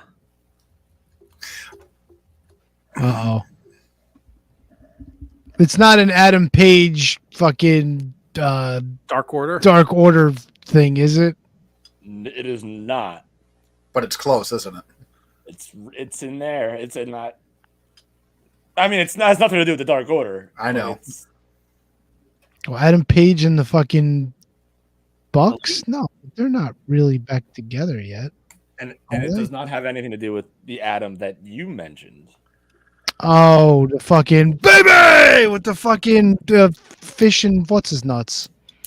Yes, that is number 5 when the Undisputed Era showed up. Yes, with fish and what's his nuts. That's right. Oh, really? That's the man. We're going fishing for nuts on reels in the stream. Fuck yeah.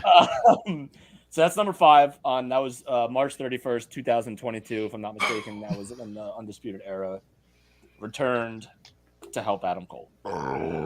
Is the Ultimate Warrior returning at WrestleMania 8 on the list? No, because that's not really a reunion. That's It's more not a of reunion, save. bro. That's a comeback. Did Cena and B Squared ever get back together? That's a great call. No. How about Matt Hardy and Shannon Moore? Ooh. No. What era are we talking here? We are talking, I'll give you a year, 1994 WCW. 1994 WCW. Doc and Gordy? No. Hogan and Savage? We are way beyond Doc and Gordy in 94 and WCW. No. Yes. 100%.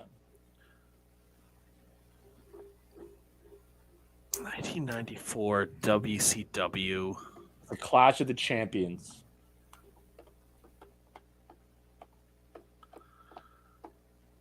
Or no, Clash of the Champions. Yeah. Sting and Luger? It is not Sting and Luger. Luger was in WWE. I don't think he heard yours, Kevin.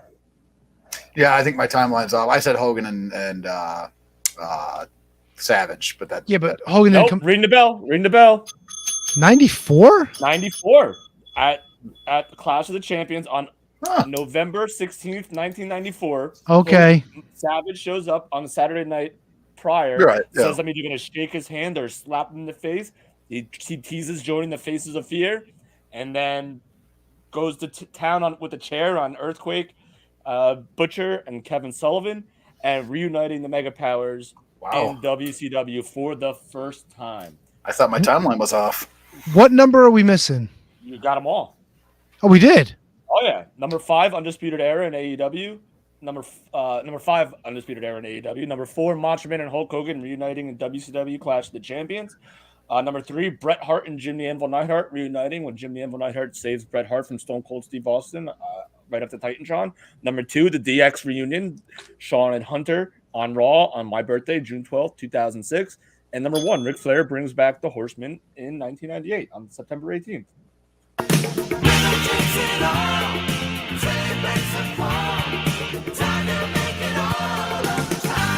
5. Honorable mention: Shawn Michaels and Marty Jannetty reuniting on that Raw. Love Marty. That was a good top 5, Kevin. Appreciate it. It was good, forgot man. Glaring omissions, but it is what it is. But it's your top 5. That's all that matters. But man. I really wanted that Shawn Michaels Marty Jannetty one in there. Well, I would remove any one of them for that one. I got it going home. Ooh. The Bellas are no longer with WWE. They're going by their God-given name, Garcia. And Garcia. Yep. And they're probably going to AEW because that's where Daniel Bryan is. So we're going to see Nikki Knockers and Brie Mode coming to a TV near you. Well, Tony, I have a going home for you, buddy. Oh, shit. We have a brand new GCW World Heavyweight Champion. You motherfucker. Masha Slamovich took that title off your boy, Nick Gage, in his teeth. Off his teeth? I know how much you like his mouth. Knock that last one out. She couldn't take out Mike Bailey's? No, Masha Slamovich, the new GCW World Heavyweight Champion. That's wild. You know what's going to happen tonight? I'm going to sleep like a baby. Aren't you just adorable? I'm in the mood for Domino's. I don't know about you guys. My wife just got home with Chinese food. My wife. Oh, cold egg rolls? No, This isn't an egg roll. What's wrong with you, woman? This is an egg roll. That's my wife. There's some racist Asian joke in there, but I'll leave that for Matt. I already used it up. I heard it. Well, this has been a lot of fun tonight. We appreciate those who joined us in the chat. Big special thanks to Darin Corbin for joining us. Follow at Darin Corbin. We'll be back next week. No guest. Wizards Rewind back to Supercard of Honor 9. I'm sure we're going to talk a ton about Supercard of Honor happening next Friday. WrestleMania. We should probably have a good idea of what's going on there. And lots of fun and shenanigans. So remember to subscribe, rate, and review, and follow us on social media at Wizards Podcast. And we'll be back next week with another episode of the Shining Wizards Wrestling Podcast. Also, I think it was Twitch because we had very little issue tonight with any of our audio. I don't think we had any issues tonight. I just like using the other computer as well, so this way I don't really have to use Loopback anymore because fuck Loopback. It kind of like changes volumes on everything. So I made sure shit was nice and loud tonight, baby. And we got a run in from your mom, which was unexpected. Good night, Diana. That was really your mom?